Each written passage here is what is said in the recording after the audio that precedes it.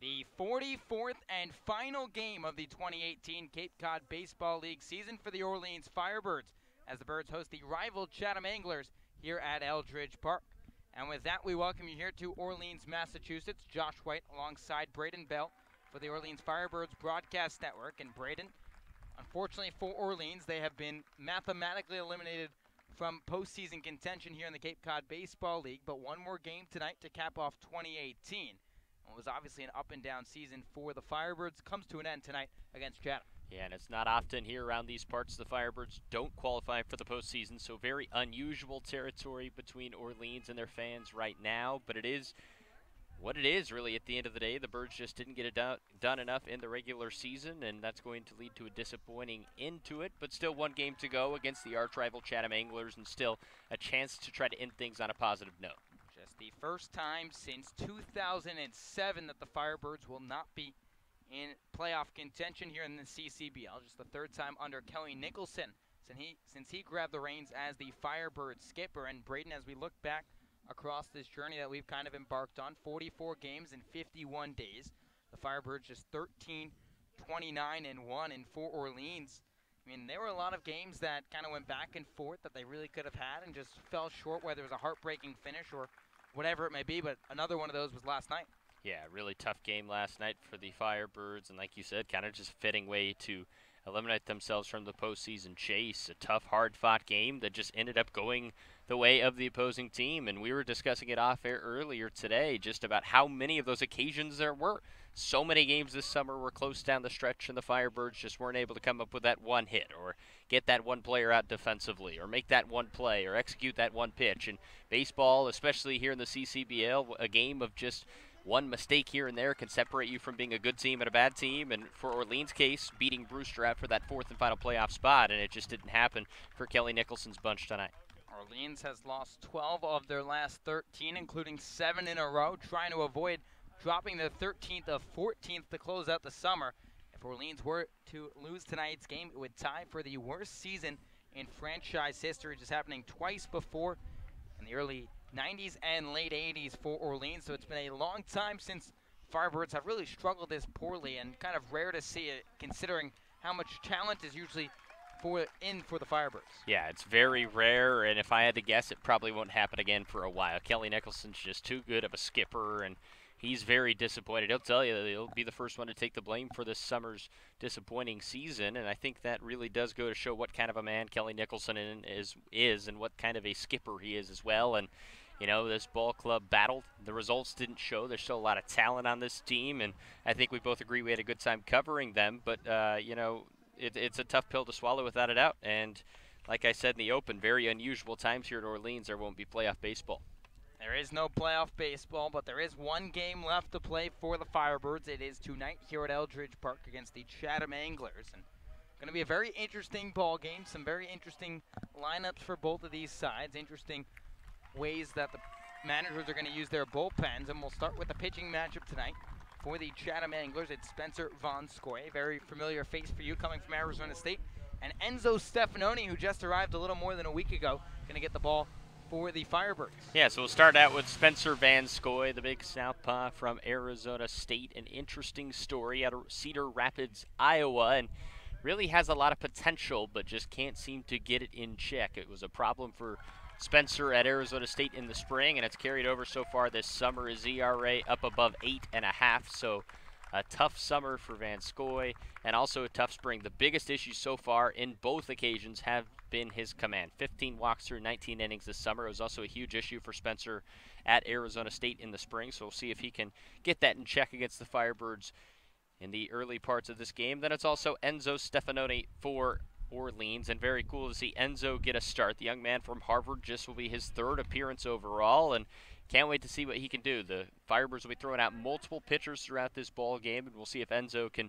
start it off on a good foot for Kelly Nicholson and company. So obviously with the last game here at Eldridge Park of the 2018 season, the Firebirds acknowledging some of the talent on the field this summer. We'll kind of run you through the list, and Braden, we can kind of talk about this as well. The contributor on and off the field for the Firebirds, there were 2 this summer, Carter Aldretti from Arizona State and Shea Smitty from the University of Louisville.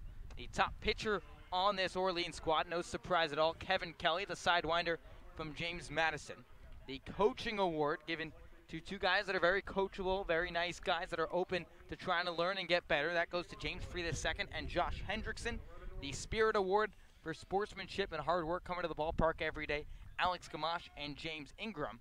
And the two MVPs given out by the Firebirds, J.J. Boudet and Spencer Steer, along with a couple of league awards, Carter Aldretti winning the Home Run Derby, and the Outstanding Pro Prospect given to J.J. Boudet. Really cool to see Alex Gamache and big game James Ingram get recognized, but how about J.J. Boudet? What a summer it was for J.J. and to get recognized not only by Coach Kelly Nicholson, but also by the scouts. That has to say a lot to Boudet and the prospect he has in the future, and a very good sight to see also for a guy like Spencer Steer, who really, as we've discussed many times this summer, was very underrated to get things going and really just balled out all summer long. He deserves a lot of recognition as well. He absolutely does. And Braden, we've reached that time, and for the final time, I'm going to turn to you. I'm going to ask you the same words I've asked you for 21 times prior to this. Give me your bird watch of the day. Give me who's going to shine for Orleans, who's going to shine for Chatham tonight. Wow, this is an odd feeling, the final bird watch. And Josh, it's been a long journey. There's been 44 of these. I got to say we've been successful on quite a few of them, and I give us credit, but it's weird this is the last one. There's been a lot of Logan Wyatt suggestions from you. But a lot of Logan Wyatts. I'm not going to go that route today. Logan not in the starting 9 for Orleans, getting the night off, and well-deserved on the final game of the season. I'll start with Chatham. I'll make it easy. I'm going to go with an Oklahoma State Cowboy in Colin Simpson. He's batting in the cleanup spot, hitting behind Spencer Torkelson. I think that's a good spot for him to be able to have some success.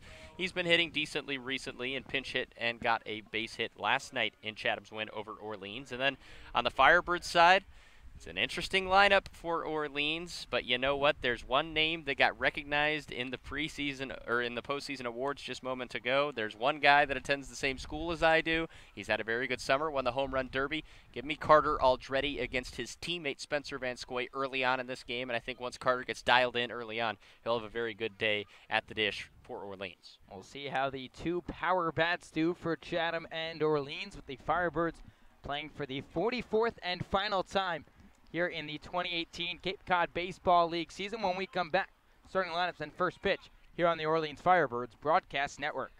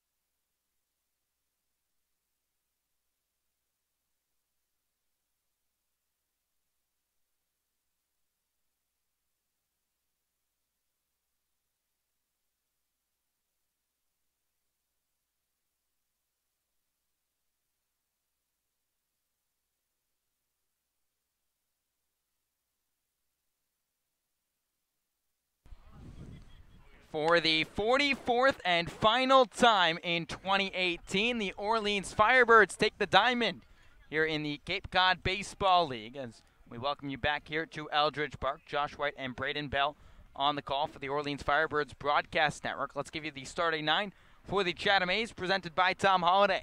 Leading things off, the left-handed hitting third baseman from USC, Blake Sable. Batting second, the second fielder, John Rave. Hitting third, the ever-so-dangerous Spencer Torkelson. Batting cleanup, the second baseman and the birdwatch of the day, Colin Simpson. Hitting fifth and playing first base is Kyle McCann. Drew Mendoza, the DH, bats sixth.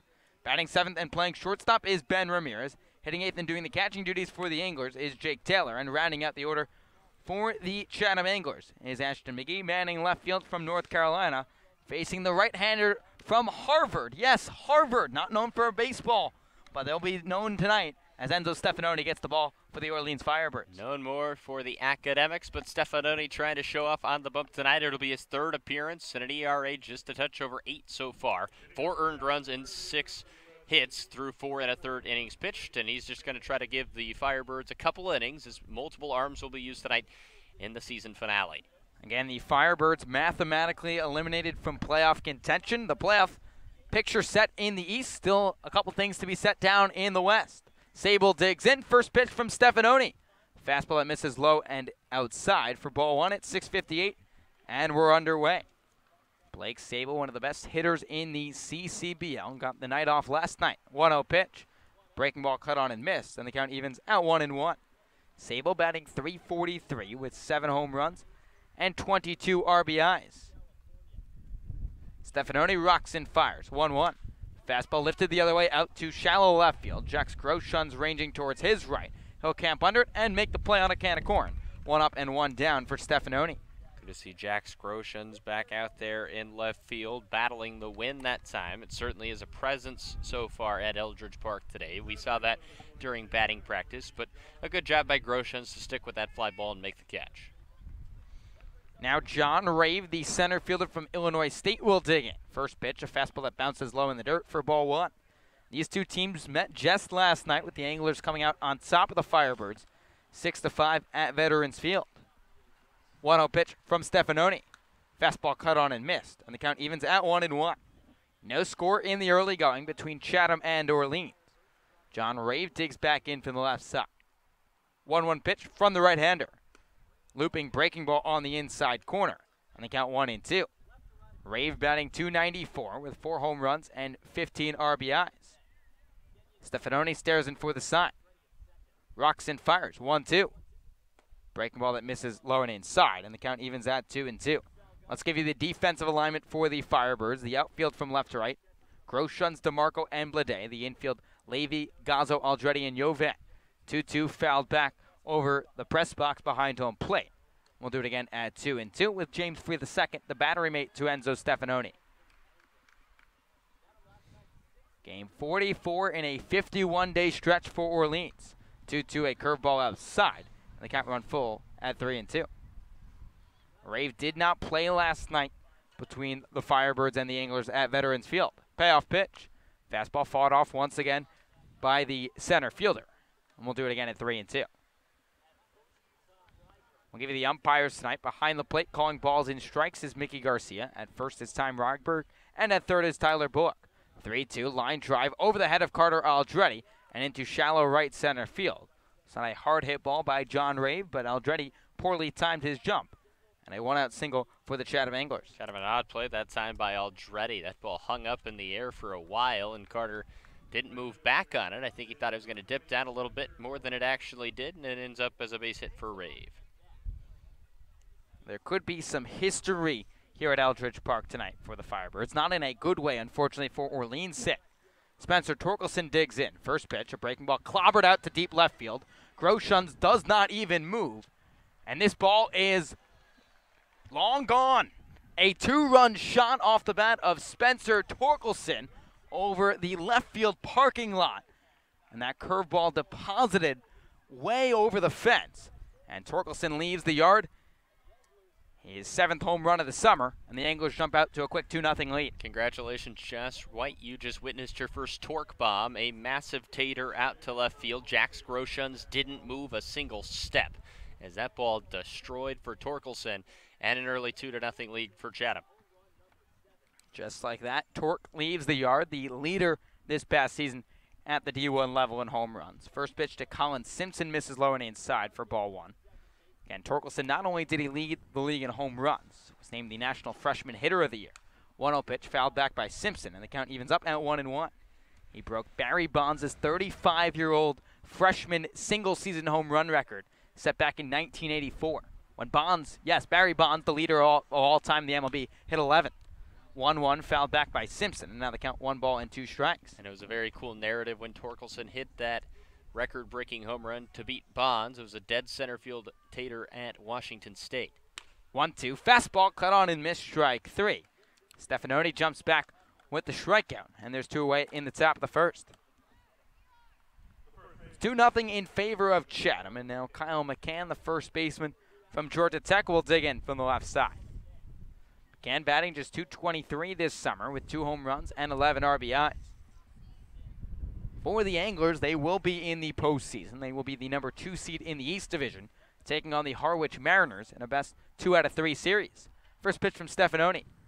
Fastball that misses upstairs for ball one.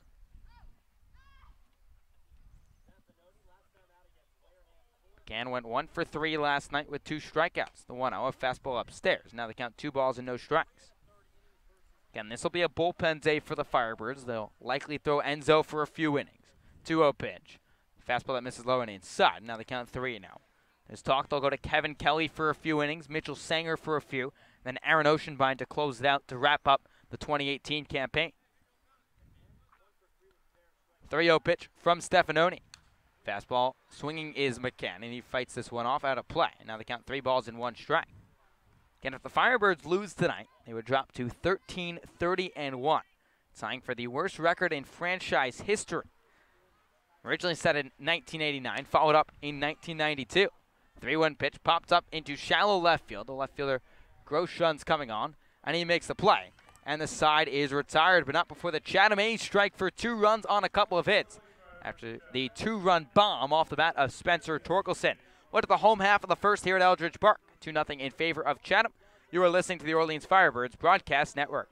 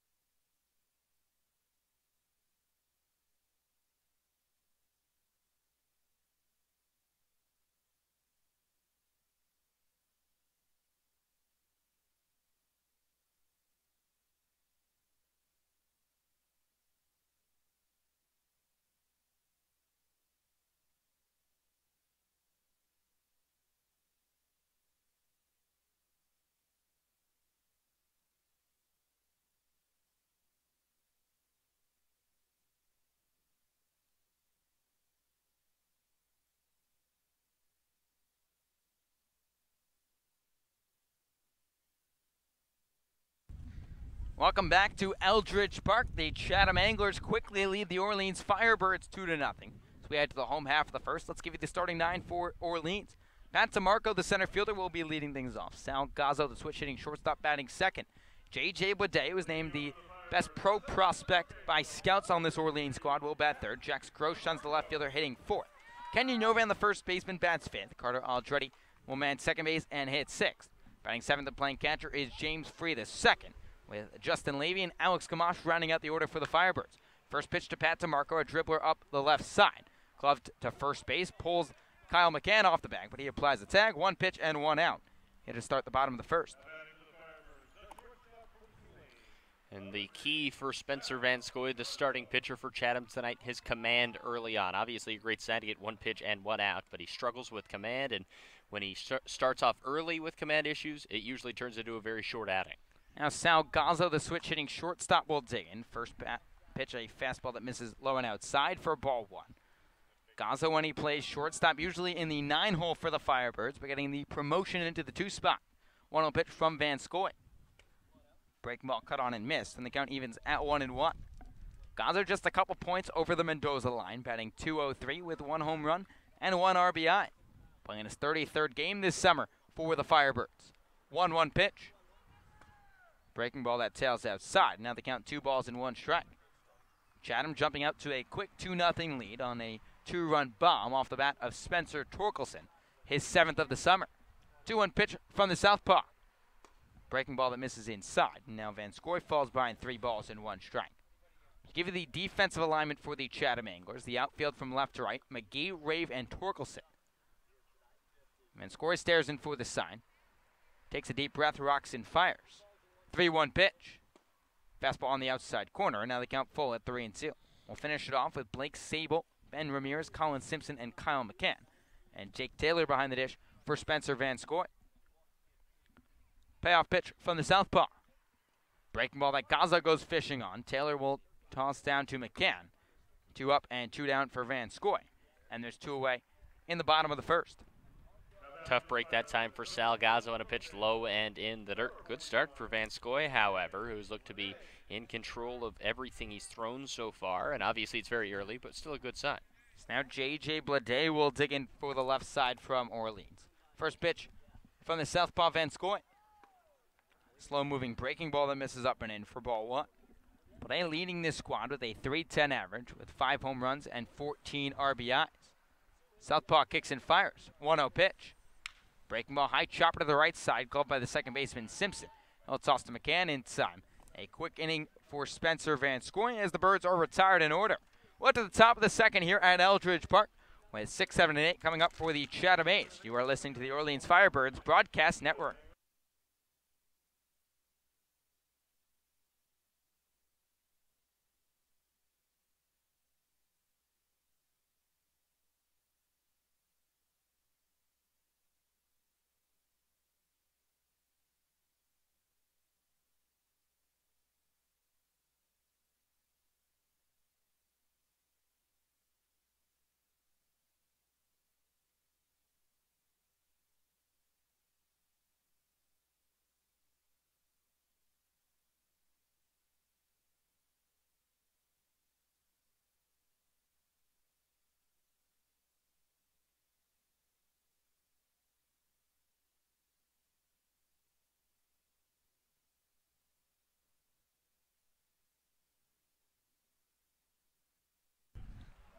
Chatham 2, Orleans nothing. As we head to the top of the 2nd inning here at Eldridge Park.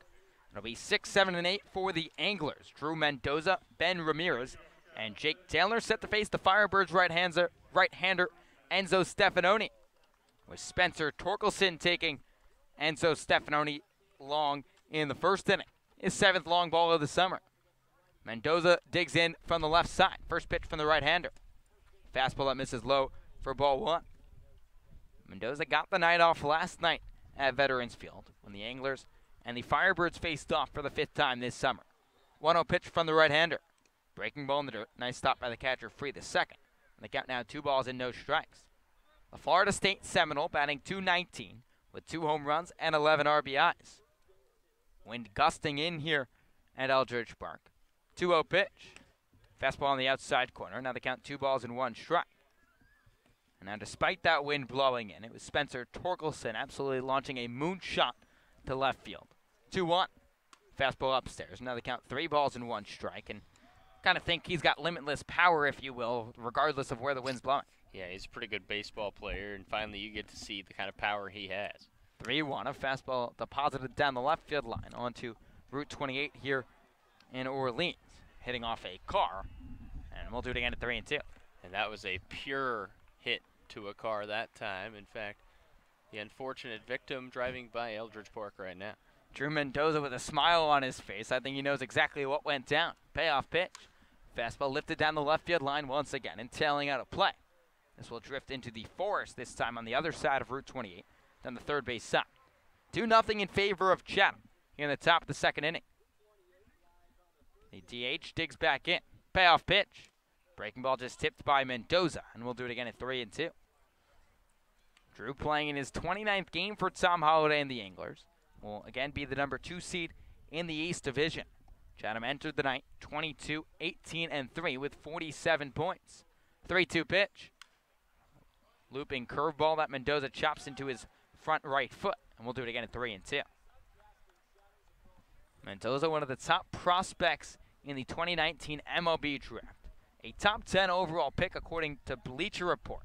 However, has struggled so far in the CCBL. Hopefully, for the Anglers' sake, he'll be able to turn around when it matters most in the postseason. Payoff pitch.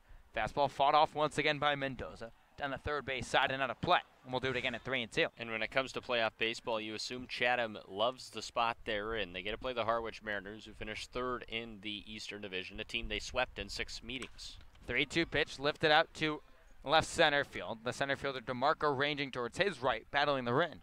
And he makes the catch for the first out of the frame. Good AB that time by Enzo Stefanoni to battle back against a good hitter in Mendoza. And we mentioned and talked about earlier how he's from Harvard, not really a baseball school, but he doesn't let that slow him down. I think it's almost a chip on his shoulder, and he's pitching pretty well outside of that one pitch to Torkelson so far. Now Ben Ramirez will dig in from the left side. First pitch, fastball on a line, into right field, a base hit. Ben Ramirez takes the first pitch he sees and launches it into right field for a 1-out base knock. Solid swing from Ramirez, and this kid can really play. Out of USC, a short swing to the baseball and a smooth stroke sending it the other way, and a solid base hit for the shortstop for Chatham. So now Jake Taylor, the catcher from Oklahoma State, will dig in from the right side, with the Anglers leading the Firebirds 2-0. Ramirez leading off first base with good speed, 6 stolen bases this summer. First pitch, fastball that paints the outside corner for strike 1. Taylor struggling through his first 21 games, just batting $111 with 1 lone RBI.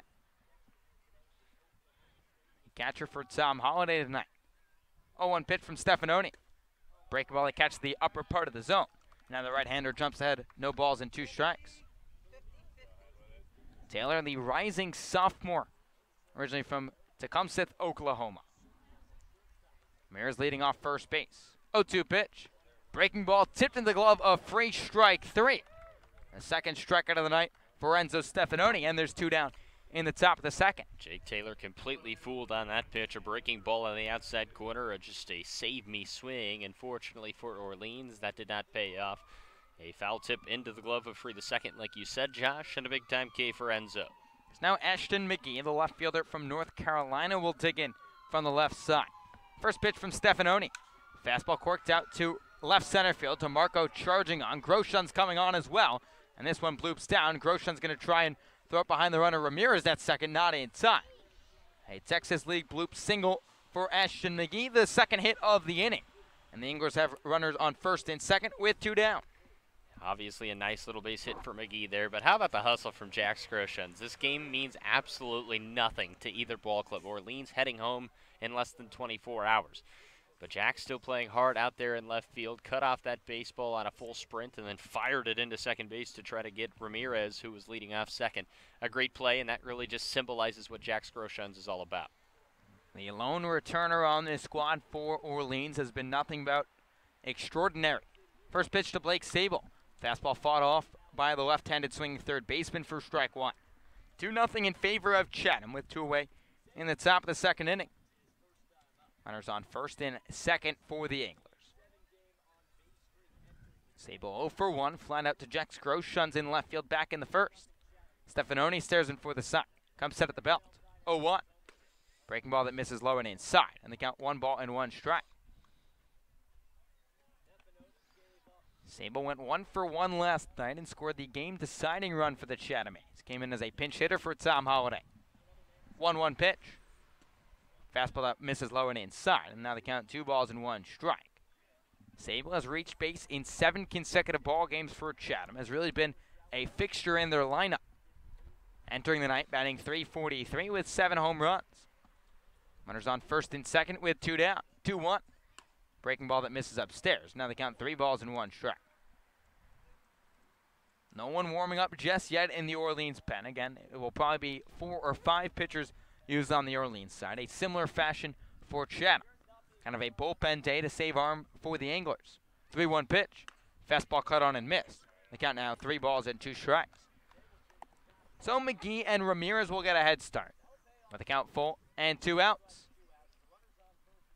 Chatham out to an early 2-0 lead. Stefanoni comes set, payoff pitch. Fastball that misses low and inside, ball 4. Blake Sable works out a 2-out walk, and the Anglers have the bases full, with John Rave, the center fielder, strolling to the dish. And both teams obviously just playing out the stretch, but that doesn't mean Orleans doesn't want to win this game and go out on a right foot after a very disappointing year against your arch rival. And, you know, it doesn't mean much to either side. It's all about who has the most pride tonight. First pitch from Stefanoni to Rave, a breaking ball that misses low and inside for ball 1. It was Rave that singled in the first inning before Torque left the yard with, as you called it, a torque bomb. Stefanoni working from the windup, 1-0. Fastball on the outside corner. The count now 1 ball and 1 strike. Rave batting .294 with 4 home runs and 15 RBIs. Right-hander from Harvard rocks and fires, 1-1. Fastball on the inner half. And now Stefanoni jumps ahead 1-2. Spencer Torkelson, who launched a 2-run nuke, waiting on deck for the Chatham Anglers. Base is full for Chatham with 2 down, 1-2. Breaking ball hit to the right side, gloved by Carter Aldretti on a knee. He'll toss to Kenyon Jovan inside. And the side is retired, and Enzo Stefanoni able to get out of the jam.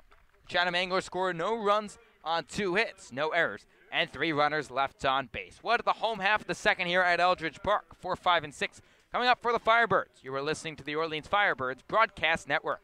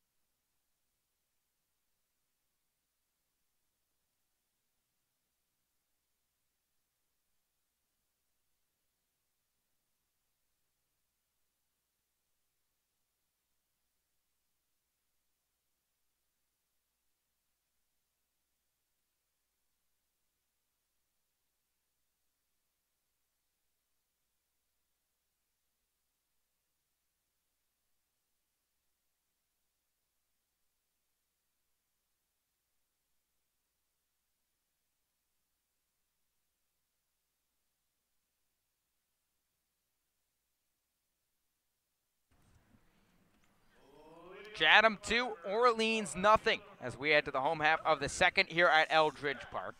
Jax Groshans, the left fielder from Kansas, will lead things off for Orleans after a 1-2-3 inning for Spencer Van Scoy, the southpaw from Arizona State. Van Scoy gets the sign, rocks and fires. First pitch to Groshans. Fastball corked on and missed for strike 1. This is one of those guys you just hope has a great game. He spent 2 summers in Orleans, hustles everywhere he goes. He deserves to have a good final game in the Orleans Red. 0-1 from the southpaw. Fastball that tails outside, and the count evens at 1-1. Groshans batting .259 with 3 home runs and 10 RBIs. Van Scoy rocks and fires. 1-1. Fastball that bounces low and in the dirt, and the count now 2 balls and 1 strike. Groshans coming off a 1-for-4 night with a double and an RBI. 2-1 pitch on its way. Breaking ball corked past the diving shortstop Ben Ramirez and into left field. Jax Groshans picks up the first hit of the night for Orleans. And the Firebirds have a leadoff base runner here to start the bottom of the second. Beautiful smooth stroke by Jax Groshans that time. A frozen rope screaming liner past the glove of Ramirez into left field for a base hit, and the first solid contact we've seen in the early going against Van Scoy. Now Kenyon Jovan, the first baseman from Oregon, will dig in from the right side, with the Firebirds trailing the Anglers 2-0. Van Scoy will work from the stretch for the first time tonight, towing the rubber from the third base side. Groshans leads off first with nobody out. First pitch to Jovan. Breaking ball that tails outside for ball 1. Kenyon, a two-way player from the University of Oregon. batting a $190 with 2 home runs and 5 RBIs in just 9 games at the dish. Groshans with a 2-step lead off first base. 1-0 pitch from Van Scoy. Fastball tipped into the glove of Taylor, and the count evens out 1-1. Jovan used as a pinch hitter last night for the Firebirds. Went 0 for 1 with a strikeout. A Team USA baseball collegiate selection this past season. It's been that way his first 2 seasons at Oregon. Southpaw comes set, rocks and fires, 1-1. Fastball fouled back to the screen by Jovan. And the count now 1 ball and 2 strikes. Kind of look up and down this Firebirds roster, despite a down season for Orleans. Plenty of guys that will hear their names called next June. Kenyon Jovan, one of those, probably more as a pitcher. But a fantastic player from Oregon. Will represent the Firebirds at the next level. 1-2 pitch from Van Scoy. A breaking ball that Jovan just nubs up the first base line and foul. And just sits in that thick grass here at Eldridge Park. And we'll do it again at 1-2. August 2nd here in the CCBL. The 44th and final game for the Firebirds. They will not be playing postseason baseball for the first time since 2007. On the final night of the season, the Firebirds trail the Anglers 2-0. Groshans leads off first base. 1-2 to Jovan will be held up, with Van Scoy lobbing a baseball to Kyle McCann at first base. A disappointing summer for Jovan on the mound, a guy that would have loved to show out a little more here in the CCBL. But again, talk about how many innings pitchers have thrown over the course of 2018. 1-2, a breaking ball on the outside corner. Strike 3, and it seems that Mickey Garcia forgot how many strikes there were. Jovan realized and now walks back to the dugout. Bring him up, strike 3. There's one away in the bottom of the second. It's an embarrassing moment for both parties, I'd say. Jovan not happy at all with the call, and a little bit of frustration as he walks back to the Orleans dugout. It's now Carter Aldretti, who was given his home run derby trophy tonight, will dig in from the right side. So Aldretti winning the derby just a few weeks ago with 11 home runs. First pitch to Aldretti. Fastball right down the chute for strike 1. 2-0 in favor of the Anglers with 1 down in the bottom of the second, with Jax Groshans leading off at first. Little Arizona State on Arizona State battle right now. Van Scoy the southpaw toes the rubber. 0-1 pitch to Aldretti. Fastball chopped to the third base line and foul.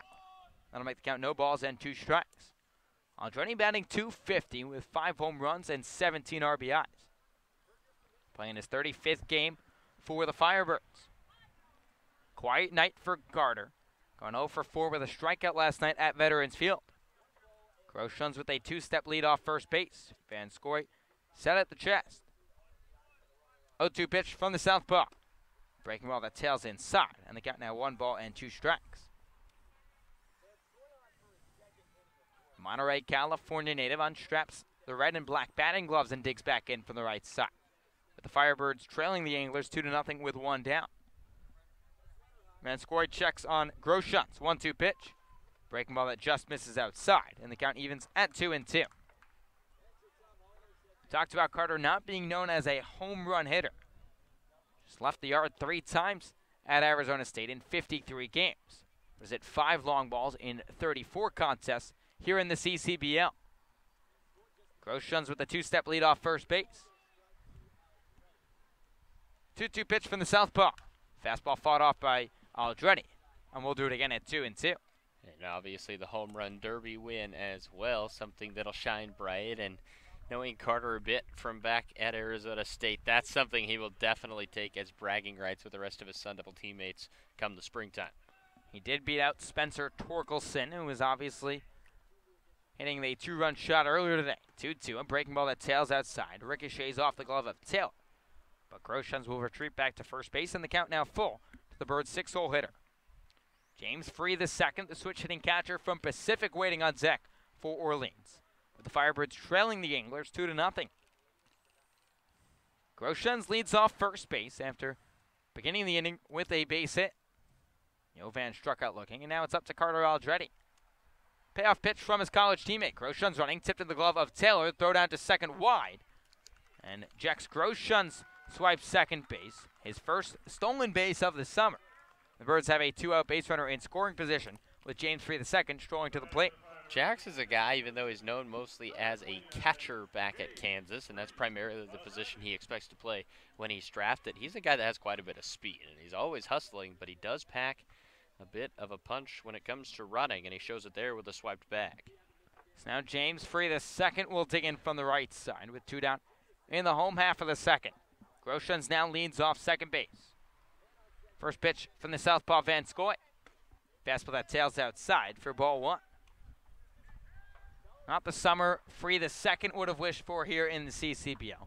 Just batting a .174 with 2 home runs and 9 RBIs. However, those 2 home runs were absolutely crushed. One at Veterans Field onto Depot Road, hitting a truck on a fly. The 1-0 corked down the right field line and out of play. The count evens at 1-1. We were talking about our favorite moments of the season, and that home run might be one of mine. Low-key, a great moment for James Free II and this team. The Birds played very well at Chatham this summer, and that was quite the moment on a holiday. And the one bright spot for Orleans this summer, the amount of long balls they've been able to hit. They have the leader in the CCBL still somehow. The 1-1 pitch from Van Scoy, a breaking ball that misses outside. And the count now 2 balls and 1 strike. That's Nick Osborne from Tennessee Tech, and that name has kind of probably left your mind, considering he signed with the Oakland Athletics in their system a couple weeks ago. And we're still atop the CCBL in long balls with 8, now tied with Davis Sims of Falmouth. 2-1 pitch to Free II. Fastball lifted down the right field line once again, and out of play onto the hill here at Eldridge Park. And the count evens up at 2-2. You get a sense that if Nick Osborne was still with this team, things would have been a little different standings-wise. Whether or not the Birds would have made the playoffs or not, who knows. But with a bat like Osborne in the middle, going along with Wyatt Steer, things probably would have changed. He hit 8 home runs and a little more than 70 at-bats for the Firebirds. It was unreal the few weeks he was here. Van Scoy checks on Groshans, 2-2. Fastball corked on a line, down the third base line and just out of play. Chatham catches a break as that ball just goes left of the third base line, and we'll do it again at 2-2. Chatham 2, Orleans nothing, with 2 outs in the bottom of the second inning. Just a game for pride for the Firebirds. A win or loss will not affect whether they make the 2018 postseason. Orleans already mathematically eliminated. Them and the Bourne Braves in the West Division will be going home after tonight. 2-2 pitch from Van Scoy. Fastball caught on and missed, strike 3. As Van Scoy strikes out the side after allowing Jack Groshans to reach on the single, and the side is retired. Well, to the top of the third here at Eldridge Park, with Chatham leading Orleans 2-0. You're listening to the Orleans Firebirds Broadcast Network.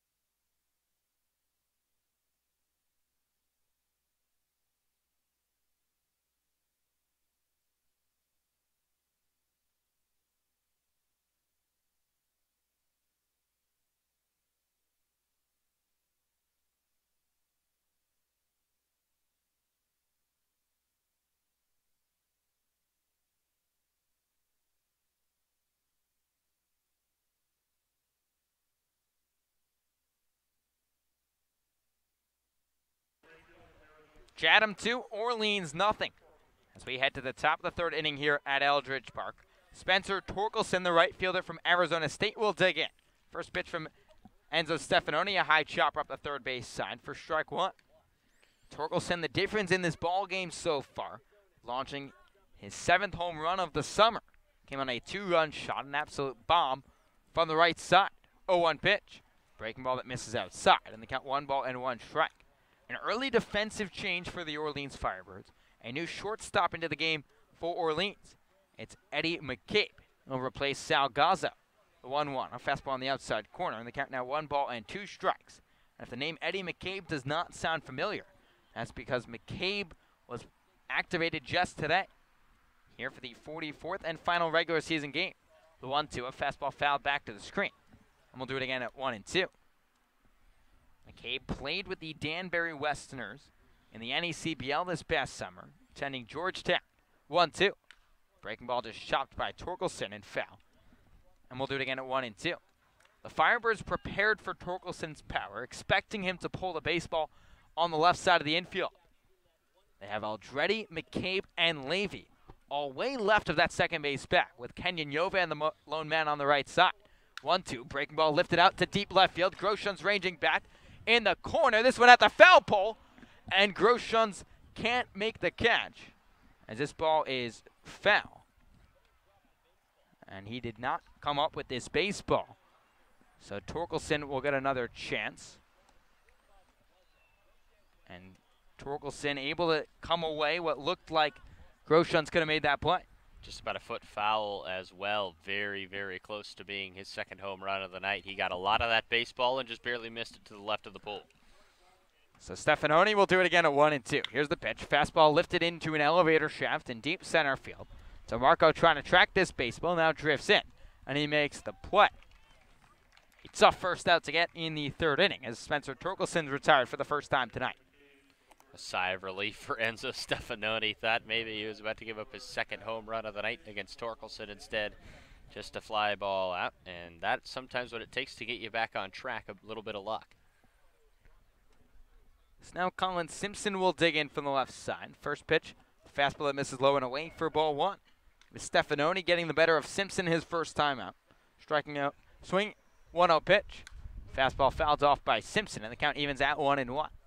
Similarly, what the Orleans Firebirds did against Torkelson. Orleans will shift against Simpson, this time with three infielders on the right side, with left-handed hitting back. 1-1 pitch. A breaking ball hit the other way into left center field, a base hit. Simpson goes the other way with the baseball and beats the shift. And Simpson reaches for the first time tonight. And the Anglers have a one-out base runner here in the top of the third. Isn't that a refreshing sign? You see the shift so much in today's game of baseball, and to go against the shift, get the job done, and deliver a base hit into the gap is a beautiful thing to see, and a very good job by Simpson. An inside-out swing that time, sending the ball to the other way. With the Anglers leading the Firebirds 2-0 in the top of the third, Kyle McCann will dig in from the left side. McCann, the first baseman from Georgia Tech. 0 for 1 tonight after flying out to Groshans. Yovan not holding on Simpson at first base. First pitch, a fastball up and away for ball one. Simpson far from the biggest threat in the world to run, but has swiped 3 stolen bases already this summer. Yovan still electing to play behind him, with the Firebirds trailing 2-0. 1-0, a fastball fouled back behind home plate over the press box here at Eldridge Park. The count evens at 1-1. McCann batting .223 with 2 home runs and 11 RBIs for the Chatham A's. All ACC third team honoree this past season for Georgia Tech. The 1-1, a fastball that misses low and outside. They got now 2 balls and 1 strike.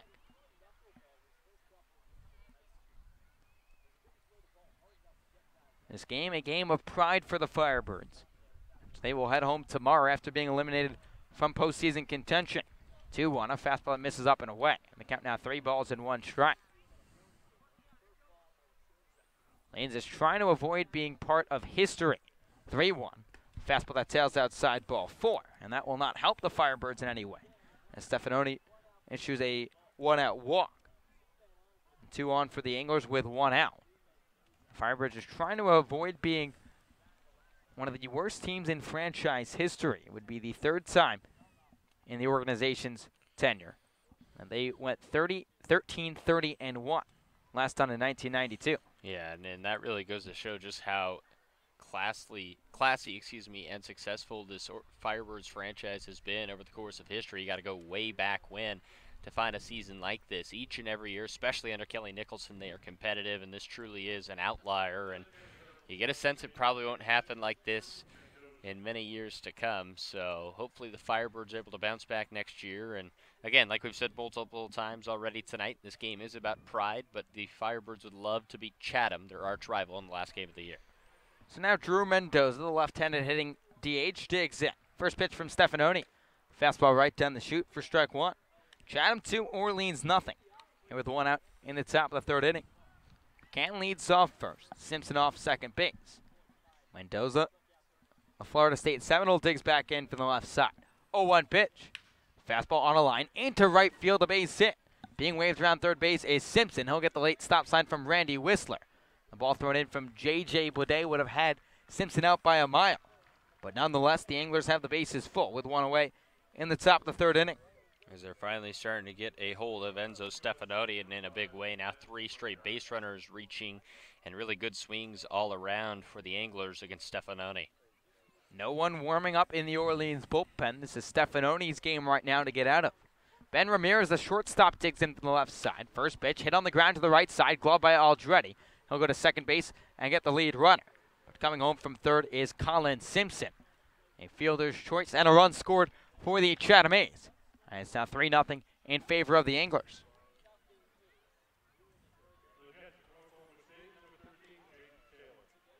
So Ben Ramirez has put his imprint on this ball game, singling in the second. Now bringing home another run for the Anglers, now up 3-0. Runners on first and third now for Chatham, with Jake Taylor, the catcher from Oklahoma State, digging in from the right side. Stefanoni working from the stretch from the first base side. Kicks and fires. First pitch. Breaking ball that catches the inside corner for strike one. Taylor struck out his first time up. Struggled this entire summer, just batting $111. 0-1 pitch. Fastball hit on the line into right field. Boudet coming on, and he will make the catch before this ball hits the ground. On the side is retired. But not before the Chatham Anglers score 1 run on 2 hits. No errors, and 2 runners left on base. Well, to the home half of the third here at Eldridge Park. It's 3-0 in favor of the Anglers. You are listening to the Orleans Firebirds Broadcast Network.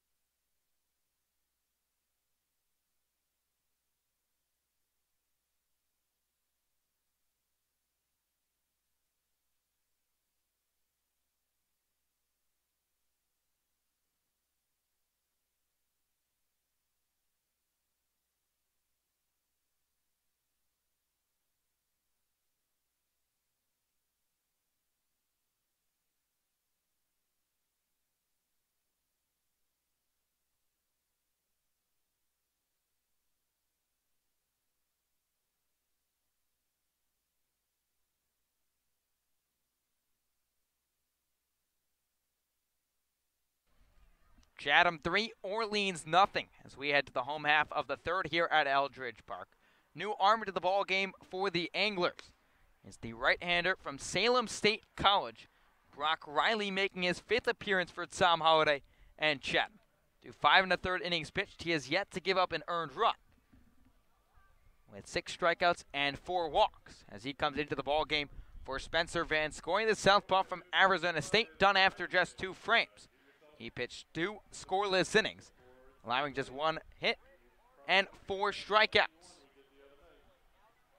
He'll face 8-9-1 for the Firebirds. Justin Levy, Alex Gamache, and Pat DeMarco.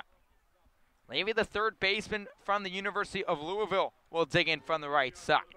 Kenosha, Wisconsin native, batting an even 200 with 10 RBIs in 32 games for Orleans. Righty on righty matchup. Brock Riley stares in for the side from the catcher Taylor. Wheels and deals. First pitch to Levy. Fastball that misses low and inside for ball one. Riley with a very deceptive delivery on the mound. Starts with the hands near the face. Kicks and fires. 1-0 pitch. A fastball that runs inside. Almost clips Levy. This ball 2-0. He starts with the hands at the face. Then comes set all the way down, crunching into a motion with the knee towards the noggin. Then comes down about 3/4. Tough to hit as a right-handed batter. 2-0 pitch to Levy. Fastball chopped to the right side, gloved by the second baseman Simpson. He'll toss to McCann at first base inside. 1 up, 1 down. Here to start the bottom of the third. That's now 4 straight retired in a row by the Chatham Anglers pitching staff. As Alex Gamache, the DH from Georgetown, will dig in from the right side. Gamache making his first start of the summer for Orleans. His second appearance. First pitch from Brock Riley. Fastball that misses low and inside for ball one. Chatham 3, Orleans nothing. Here with 1 away in the bottom of the third inning. For Gamache, this is a dream come true. Originally grew up in Lake Forest, Illinois, but spent summers here on the Cape. 1-0 pitch from Riley. A fastball hit a line, broken bat down the right field side. This ball drops out of play.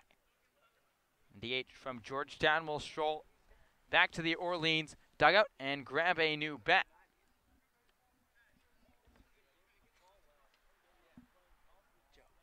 Gamache grew up on the Cape, like I mentioned. Went to Firebirds Clinic, served as a bat boy for the Chatham Anglers. It was quite the story when Gamache got the call to join Orleans, mostly through this summer. He was playing on the golf course with his dad and gets a call from Kelly Nicholson. Come on down and suit up for Orleans. 1-1. Fastball up and away. Now they count 2 balls and 1 strike. So Gamache trying to make his impact felt here. The Firebirds trailing 3-0. Riley stares in. 2-1 pitch. Fastball that tails outside. They count now 3 balls and 1 strike. The rising sophomore at Georgetown played in 5 games for the Hoyas, going just 2 for 5. Riley rocks and fires 3-1. Fastball high chopper up the third base side and fell. The count will run full at 3 balls and 2 strikes. Chatham on top of Orleans, 3-0 with 1 down. It's been 4 retired in a row by the Anglers pitching staff. Payoff pitch from Riley to Gamache. Fastball nubbed up the third base side, going to be gloved by the pitcher Riley. He'll throw to first base, just beating Gamache down the line for the second out of the frame. It's now Pat DeMarco, the center fielder from Vanderbilt, will dig in for the second time tonight. DeMarco 0 for 1, grounded out to the shortstop Ramirez back in the first. Just 1 over the minimum for the Chatham A's so far. First pitch to DeMarco, breaking ball that misses low and outside for ball 1. DeMarco batting .248 with 2 home runs and 12 RBIs. Righty on righty matchup, Riley rocks and fires. 1-0 pitch. Breaking ball that tails outside. Now, Brock Riley falls behind 2 balls and no strikes. DeMarco coming off a quiet night at the dish for the Firebirds. 0 for 4 with a walk and 3 strikeouts. 2-0 pitch from the windup. Fastball nubbed up the first base side and into right field for a base hit. Pat DeMarco nubs one off the end of the bat past Kyle McCann. And the Birds have their second base runner of the night on a grounder into right field.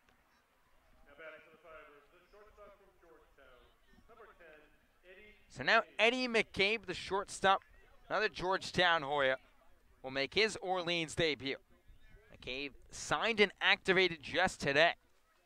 Will be playing in the 44th and final game of the regular season for the Firebirds. Shortstop digs in from the right side. First pitch from Riley. Breaking ball that misses low and inside for ball 1. McCabe, a Norwalk, Connecticut native, played for the Danbury Westerners in the NECBL. Trying to play a big part in the Firebirds' final game of 2018. Riley checks on DeMarco at first base, nothing doing. With Sal Gazzo that started the game at shortstop for Orleans. He went 0 for 1 with a strikeout. 1-0 pitch from Riley. Fastball that misses outside. They count 2 balls and no strikes. DeMarco with good speed off of first base. Has stolen a team-high 9 stolen bases for the Firebirds. Riley comes set with the hands near the head. 2-0 pitch to McCabe. Fastball cut on and missed on a home run hack. Now they count 2 balls and 1 strike. What a journey it must be for Eddie McCabe. You get the call up to the CCBL, you're literally here for 1 game, 9 innings to make your presence felt.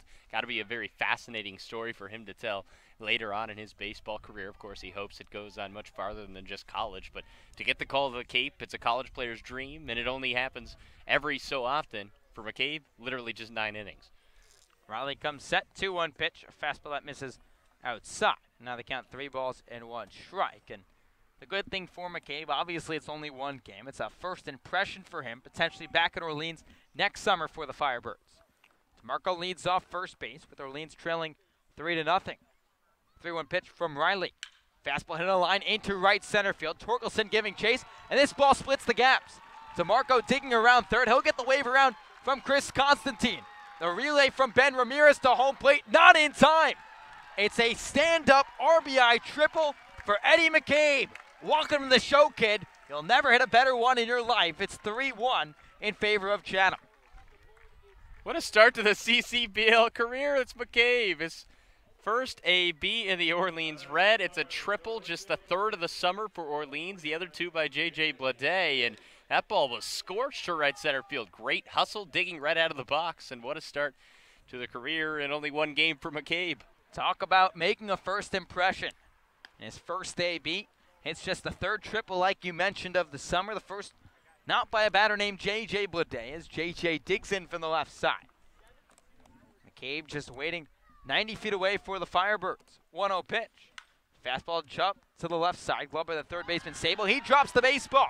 He'll throw to first base, not in time, and this ball gets away from McCann. Digging for second base is Blade. He's an easily. The Birds tack on another tally on the error charge to Blake Sable, and it's quickly 3-2 in favor of Chatham. And a very sloppy play that time by Sable. Kind of took a wacky hop off the lip of the grass, but still should have been a relatively easy play and just lost touch with the baseball that time. A great job for hustling out of the box for J.J. Blade and advancing to second base on the error by the third baseman. So now Jax Groshans will dig in from the right side.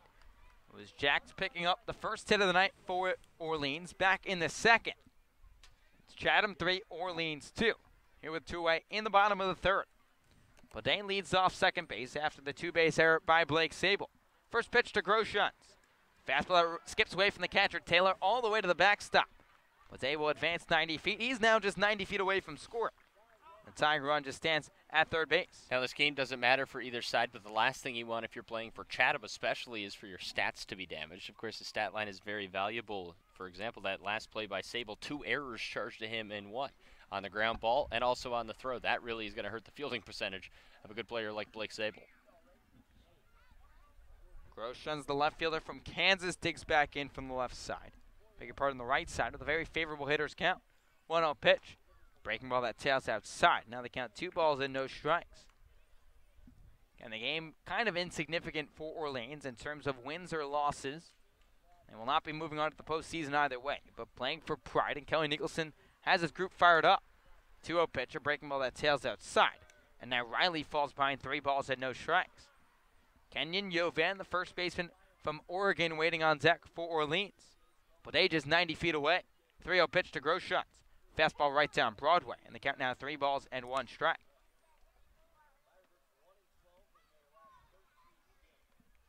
Groshans, the Magnolia, Texas native, digs back in from the right side.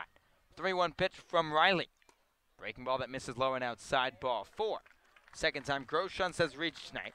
He's on base with 2 out, and the Birds have runners on the corners. Here with Kenyon Yovan strolling to the dish. Good job for Jax Groshans so far tonight. He's looked very disciplined at the plate. Shouldn't really surprise anyone. That was to be expected. He wasn't going to go out quietly in his final game at Eldridge. Now the pitching coach for the Chatham Anglers will come out and talk to Brock Riley. It's Dennis Cook coming out to have a word with his right-hander after Spencer Van Scoy dazzled across 2 innings. Vanscoy went 2 innings of just 1 hit. No runs, no walks, and 4 Ks. But it's Brock Riley getting beat around a little bit just through 2/3 of a frame. Being up 2 runs, only one of them earned on 2 hits and a walk. So now Kenyon Yovan will face Brock Riley with runners on the corners for the Firebirds with 2 away in the bottom of the 3rd. It's Chatham 3, Orleans 2. In the 44th and final game of the summer for the Orleans Firebirds. Yovan trying to make his impact felt here. The right-hander stares in for the sign, now comes set with the hands near the cap. First pitch to Yovan. Breaking ball that paints the inside corner for strike 1. Yovan 0 for 1 tonight, struck out looking back in the 2nd. One of 4 strikeouts for Vanscoy, who struck at the side in that 2nd frame. Groshans leads off first base. 0-1 pitch. Breaking ball that Yovan swings over the top of. The count now 0-2. We've got some special content coming out in this ball game tonight. Eliav Gabay already pushing some stuff on social media earlier today. A clubhouse tour with Kelly Nicholson. Also a little batting practice preview of some familiar faces shagging some fly balls. 0-2 pitch from Riley. A breaking ball that misses inside. Gets away from the catcher, Taylor, but not far away for Blade to come home. But Jax Groshans will advance the 2nd on the pass ball. Now the count 1 ball and 2 strikes. Shagging batting practice. Who was that? I believe the media team got a chance to shag some fly balls. I don't know if you have short loss memory, but... Well, I will say that Joe Catapano's better at catching fly balls than he is throwing first pitches. Okay, this is true. This is very true. 1-2 pitch. Fastball on the outside corner. Ring him up, strike 3. Yovan goes down looking for the 2nd time tonight. And the Anglers get out of the jam. But not before the Firebirds score 2 runs on 2 hits, 2 errors, and 2 runners left on base. We're at the top of the 4th here at Eldridge Park. Just a 3-2 ball game between Chatham and Orleans for the final time this summer. I'll hand the play-by-play duties to Braden Bell. You were listening to the Orleans Firebirds Broadcast Network.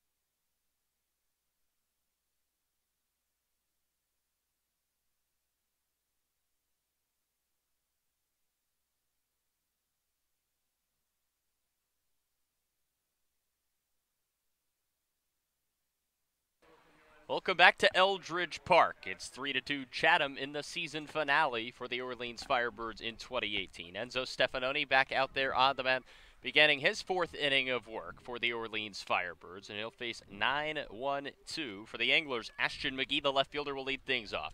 And the first pitch of the 4th inning, a strike on the outside corner from the right-hander from Harvard. Quite a last inning for the Firebirds. They put up 2 hits and 2 runs, all with 2 outs, as this pitch popped straight up into the air. A mile-high pop-up along the right side of the infield. And that ball will be caught by James Free II. A very tough play for the backstop. But the young man from Pacific stays with it and makes the catch for out number 1. James' bat has not been where he wants it this summer, but the glove has been fantastic. Just 2 errors all year behind the dish. A .988 fielding percentage coming into the day. Just a backstop that Kelly Nicholson loves. Guaranteed to stop practically every ball.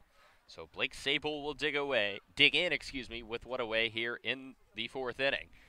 And a very great summer for Sable, a .343 average entering the day. He is currently 0 for 1 and swings and bounces a ball foul down the first base line to Sable. So Stefanoni trying to battle for Orleans. How about another newcomer for the Firebirds, Eddie McCabe, coming through with an RBI triple last frame for Orleans.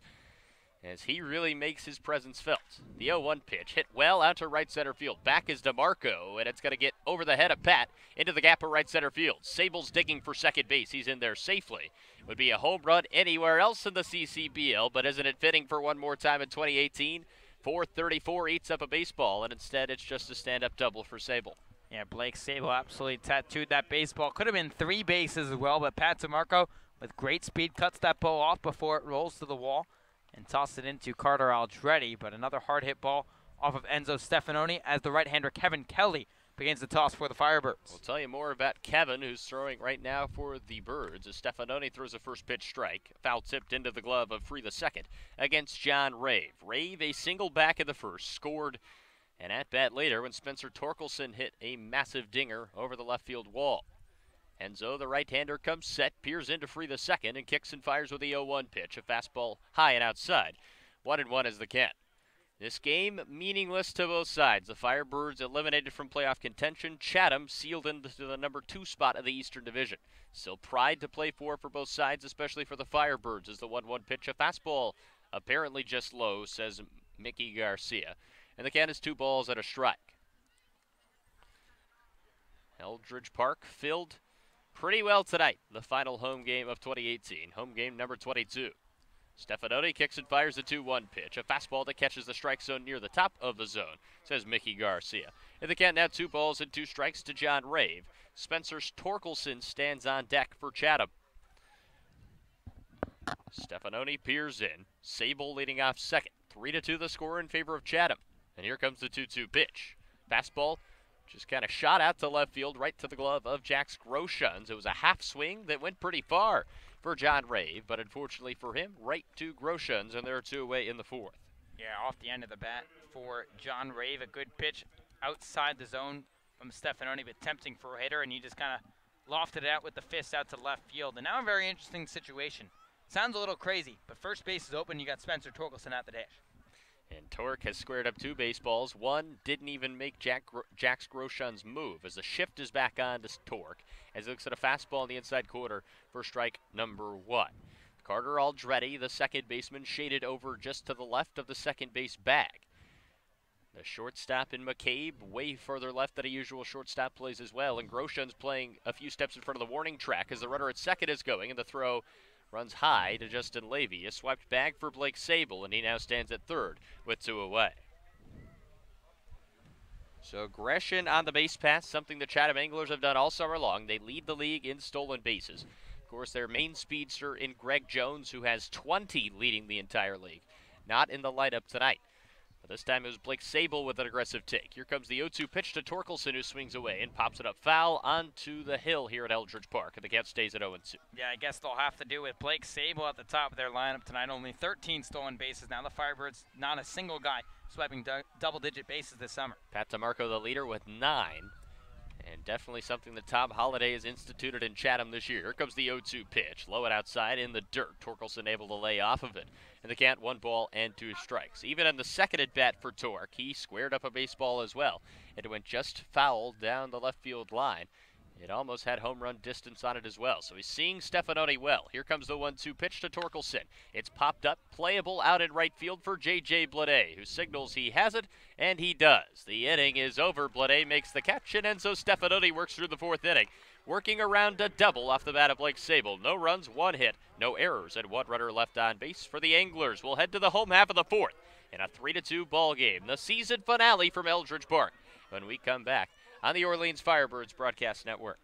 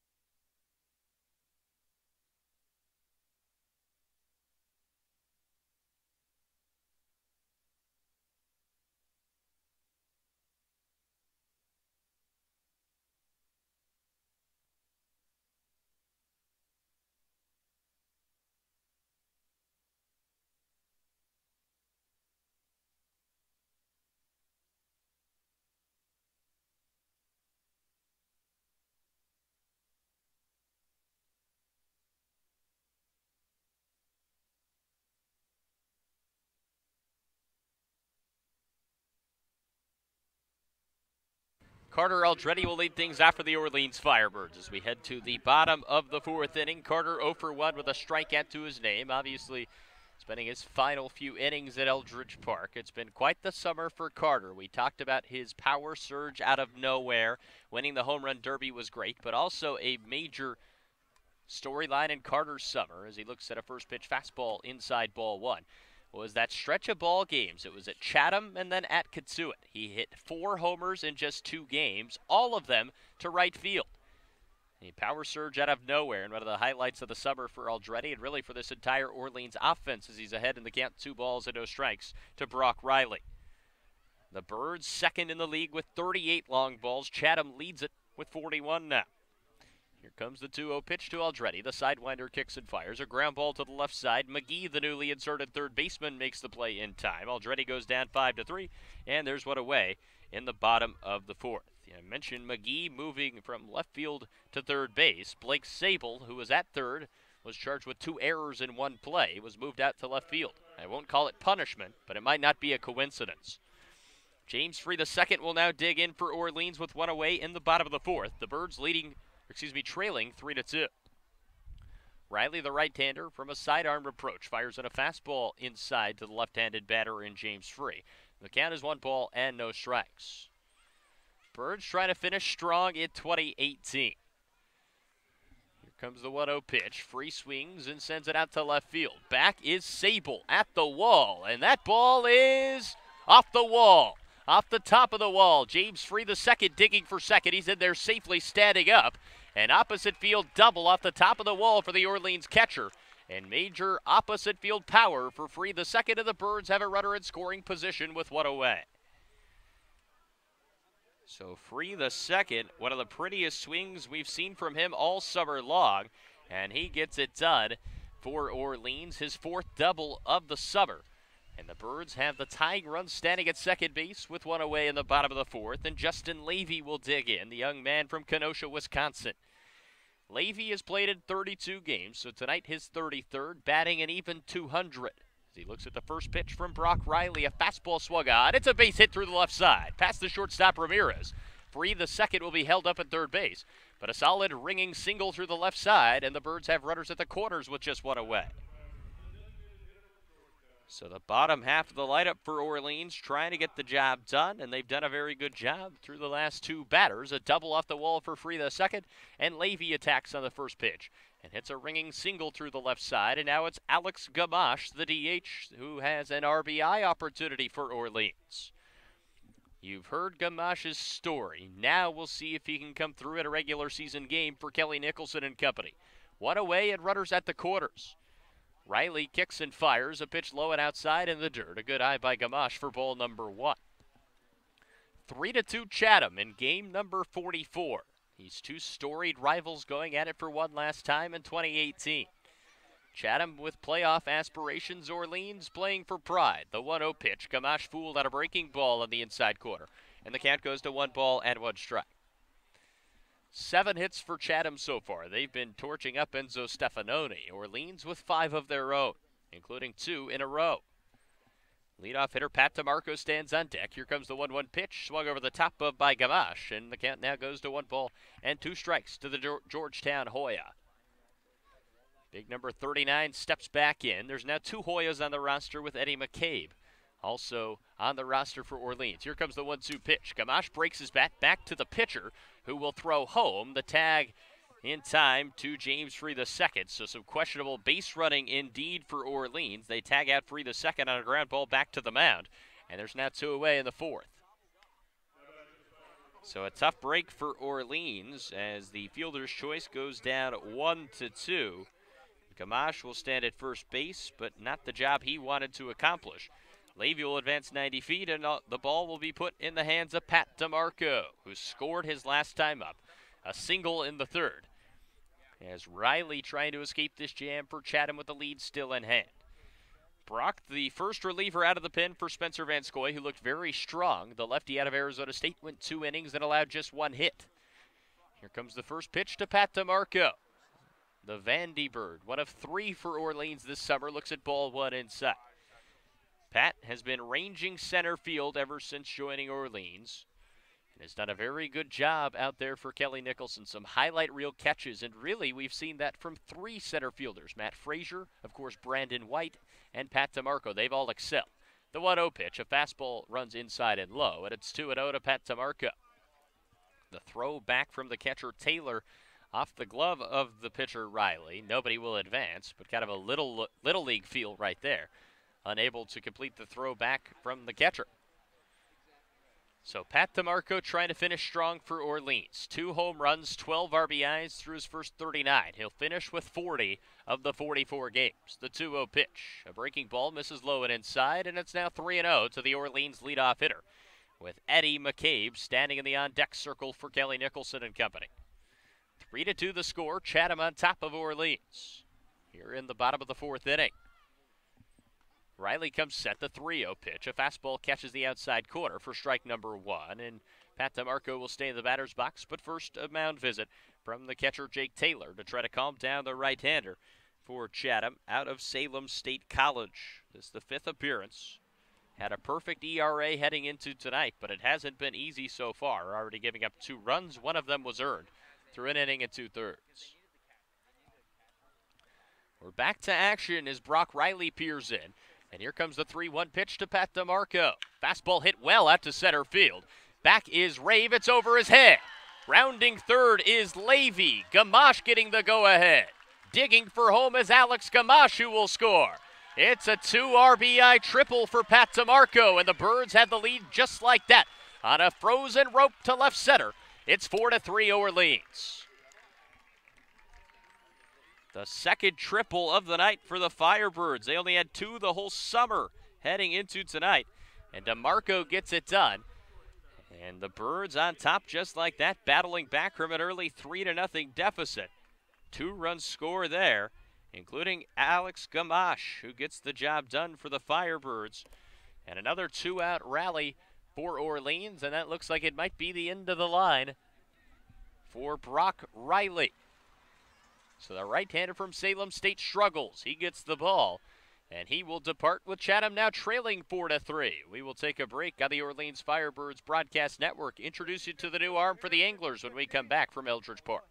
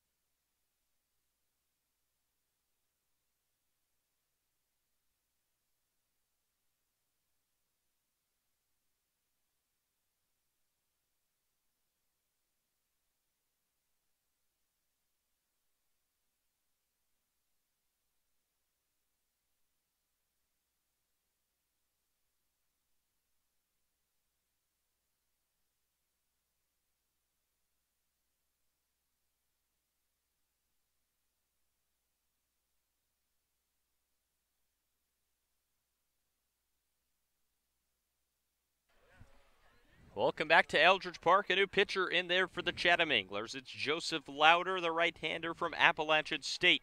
It'll be his 3rd game overall this summer, an ERA at 4.5.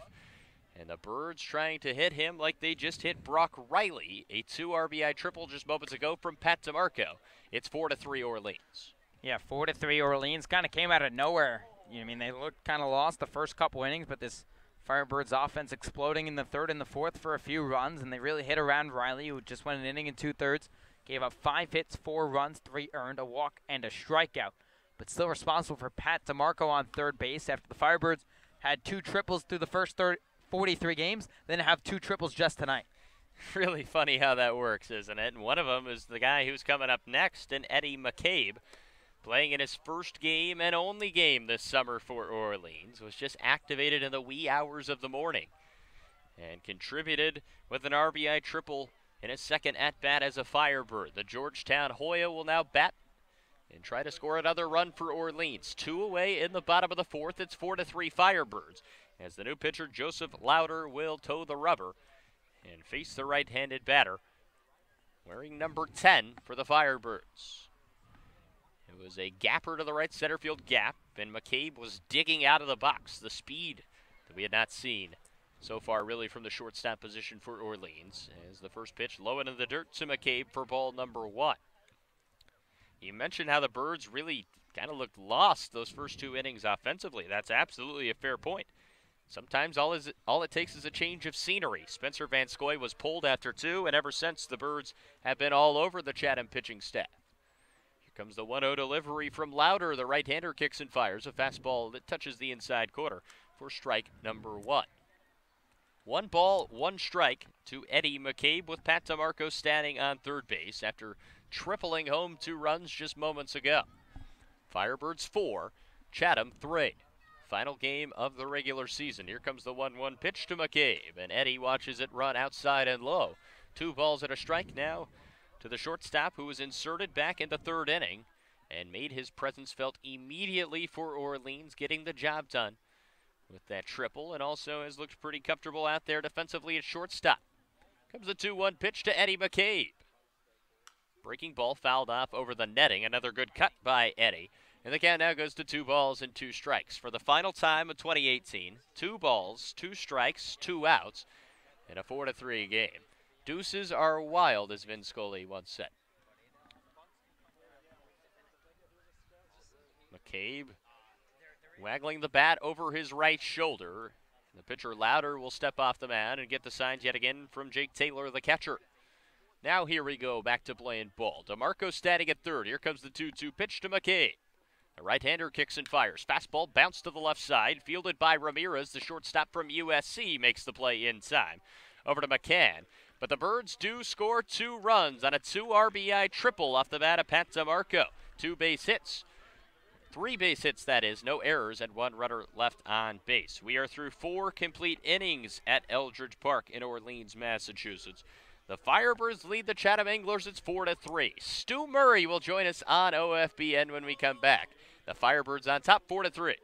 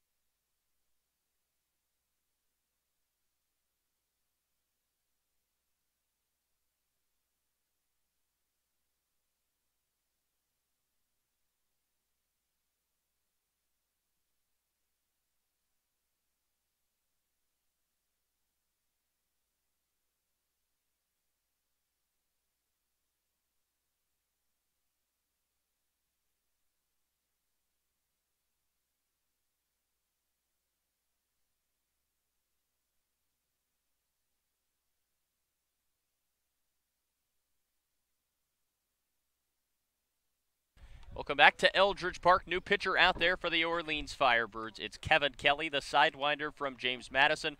What a summer it's been for Kevin, and he's out there solely for one reason tonight. If he goes an inning and 2/3, he qualifies for the ERA total in the CCBL, and he will be the ERA leader. He is eons ahead of everyone else, just at a 1.32. And so Kevin's just looking to go an inning and 2/3 and gets the job done. He will face the 4-hole hitter in Colin Simpson to get things going as we're in the top of the 5th, and the first pitch out in there for a strike on the outside corner to Colin Simpson, who's 1 for 2.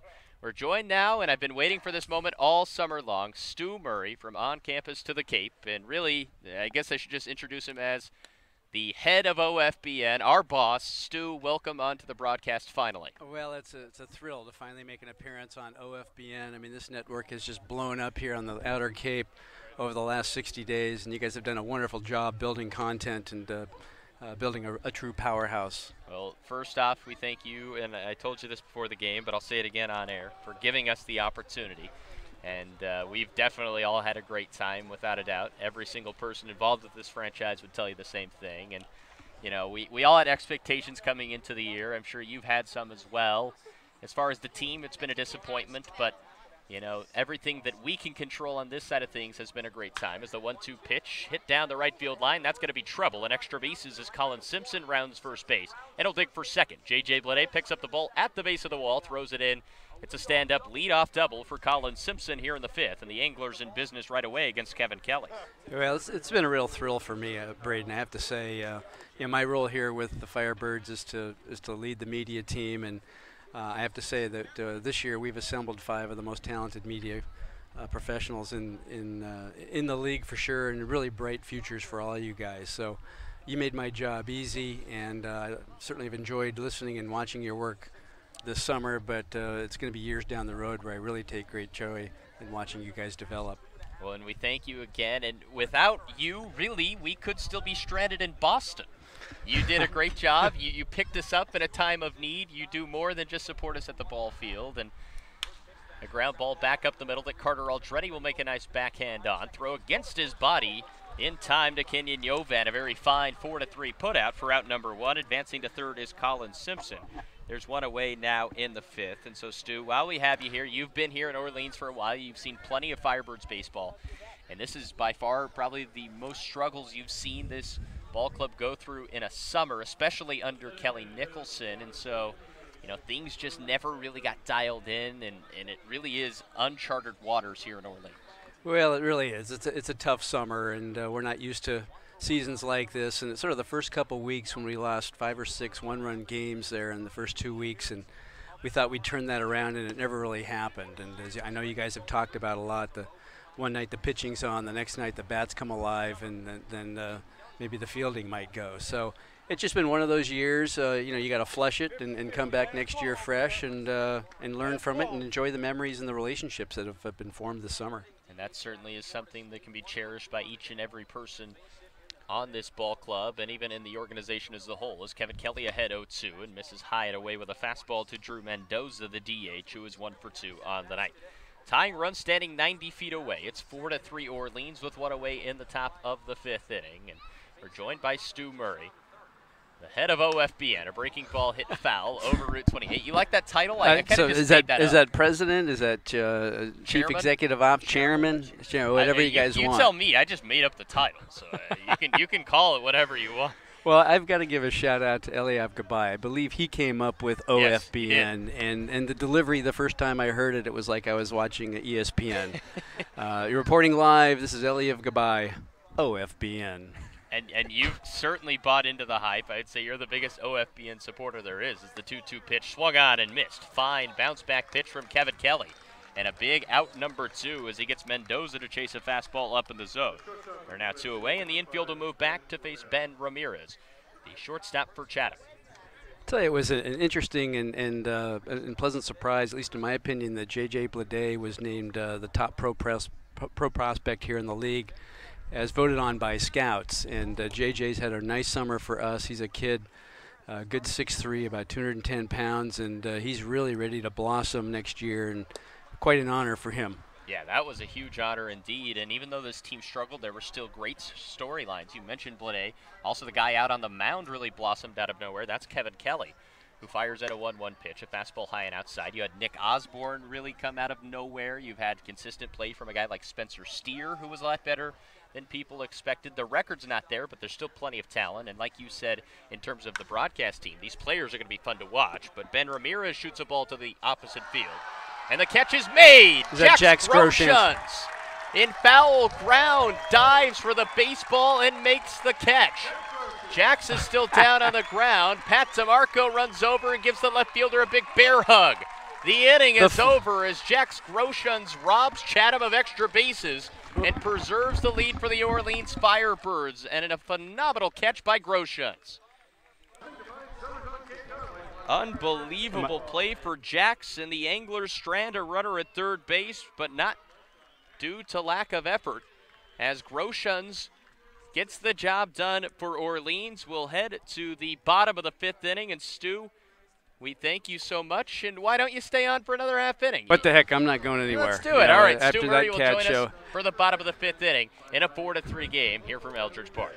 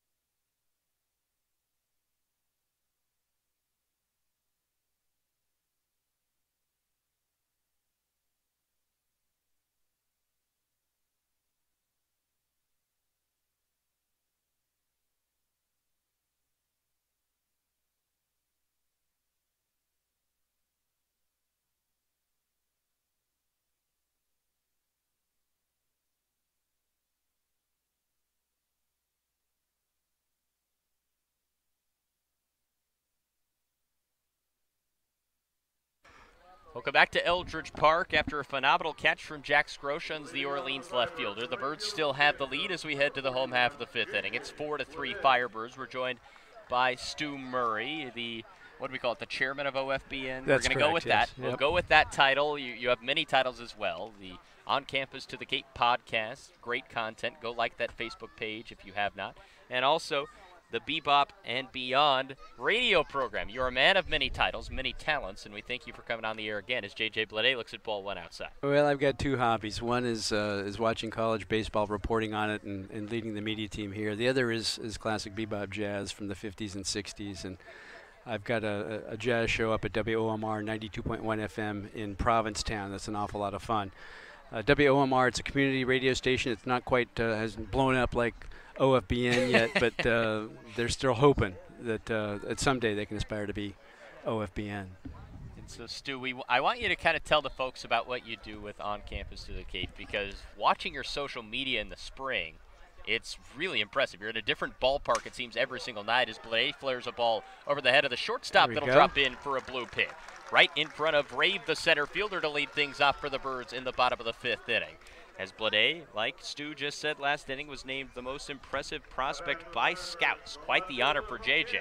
He has his first hit of the night. He's now 1 for 3, and Jack Groshans will dig in. But anyways, Stu, we'll get back to On Campus to the Cape. It's a podcast, and you also just travel all around, usually in the South. You need to make it out to the West Coast, I'm going to tell you that. But what do you do with that? Sure. So I'm fortunate enough to be semi-retired, and the winters here in the Cape can be quite cold and desolate. So my wife and I decided this past winter, well, let's go down south and watch some college baseball.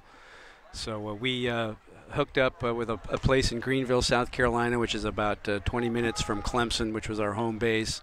Over the course of the college baseball season, I saw 51 games and reported on many of them and talked to an awful lot of coaches. So it's a passion of mine. I'm going to do the same thing next year. Here's breaking news. I'm going to be based in Auburn, Alabama next spring, and I look forward to covering both the ACC and the SEC in particular. Breaking news on OFBN as Jack Groshans looks at a fastball on the outside corner. Auburn, the home base for Stu Murray in the upcoming season, and Auburn, obviously a very good baseball program, the SEC as a whole. And I know you also interview almost every single manager on the Cape. You're obviously very close with Kelly Nicholson, but let's talk about Tom Holliday, the new skipper for Chatham. Of course, a change in terms of managers as John Schiffner retired after an illustrious career, as Jack Groshans is ready for the 1-1 pitch, a breaking ball that catches the outside corner. It's 1-2. But what do you think about Holliday? Because I know you sat down and had the chance to talk to him earlier this summer.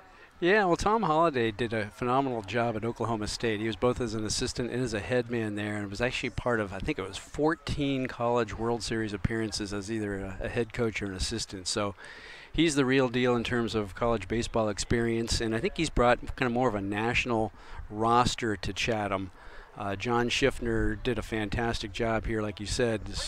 Jack swings over a breaking ball in the dirt for a strikeout. But Schiffner was a Northeast guy and had a roster with a lot of Northeast players that he had some success with. But I think Tom Holliday's taking a more national approach with his roster. And he's certainly having a very good season for Chatham, 22-18-3. And Kenyon Yovan now will bat with one away in the bottom of the 5th inning. The playoffs approaching. YD, the team with the best record overall in the league, they look very strong again. It's kind of turned into a dynasty in the CCBL in terms of YD and Steve Pickler, and they look loaded yet again, and it'll be tough to beat them in the playoffs. Well, Scott Pickler's won 6 titles since 2004, and there's a reason for that. He finds guys that run through brick walls through the middle of August, and his kids always play hard. I think this lineup in particular is really, really strong.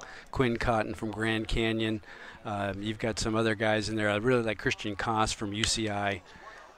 As Yovan hits a ball well out to right field. That'll get past Torkelson. It hits the ground right in front of him. Advancing to second base is Yovan. Being held up at third is Blade. Great effort for Spencer Torkelson, just unable to make the grab. It's another extra base hit for Orleans. This time it's Kenyon Yovan. And with one out, the Birds have runners at second and third. Hey, this is kind of fun tonight. Game 44. Unfortunately, the season will come to an end after tonight. But the kids are playing hard. We're finding some gaps for a change here, getting some breaks, and we've got Chatham right where we want them. I think it's with a 1-run game here in the 5th inning. So Carter Aldretti will dig in, Arizona State Sun Devil, and Spencer Torkelson, his teammate, laying out for that ball. Josh and I were discussing one of the best moments of the year for Orleans was when Carter won that home run derby. You, of course, were there as well in Harwich when he did that. And what a surprise it was for Carter as well as Torkelson. I'm sure he didn't expect his own teammate to beat him. And it was a very special time in Harwich when that happened. I'll tell you, Carter was a sub for that. Right. And he stepped in here, and the last 60 seconds of his 2 rounds there, he found a way to backspin the ball and just was sending moonshots consistently over the left field fence to win that thing. That was a lot of fun. Great opportunity for Aldretti to try to pick up RBIs number 18 and 19. The 1-0 pitch low to Carter for ball number 2. One away in the bottom of the 5th inning. J.J. Blade stands at third, just 90 feet away, and Kenyon Yovan, another Pac-12 baseball player, stands at second. A mound visit out by Taylor, the catcher from Oklahoma State, to chat with the right-hander Joseph Lauder.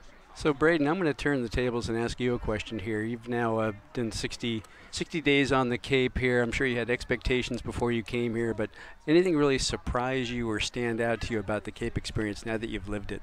Well, in terms of working with the Birds, I heard it was a great franchise, and I really do mean this. Everything that I expected was exceeded. I mean, in terms of access to Kelly and the players, that was way better than I could have ever expected. And in terms of the freedom to kind of do what we want, and you do a great job of looking over us, but also allowing us to work, and that is an important factor for us as well. And just everything that I expected was, put to another level in terms of everything we've done. Is the 2-1 pitch swung over the top of Aldretti late on a fastball, and the count goes to 2-2. Just everything, and really, going back to Arizona State in a couple weeks, and you always hear about the Cape Cod League there.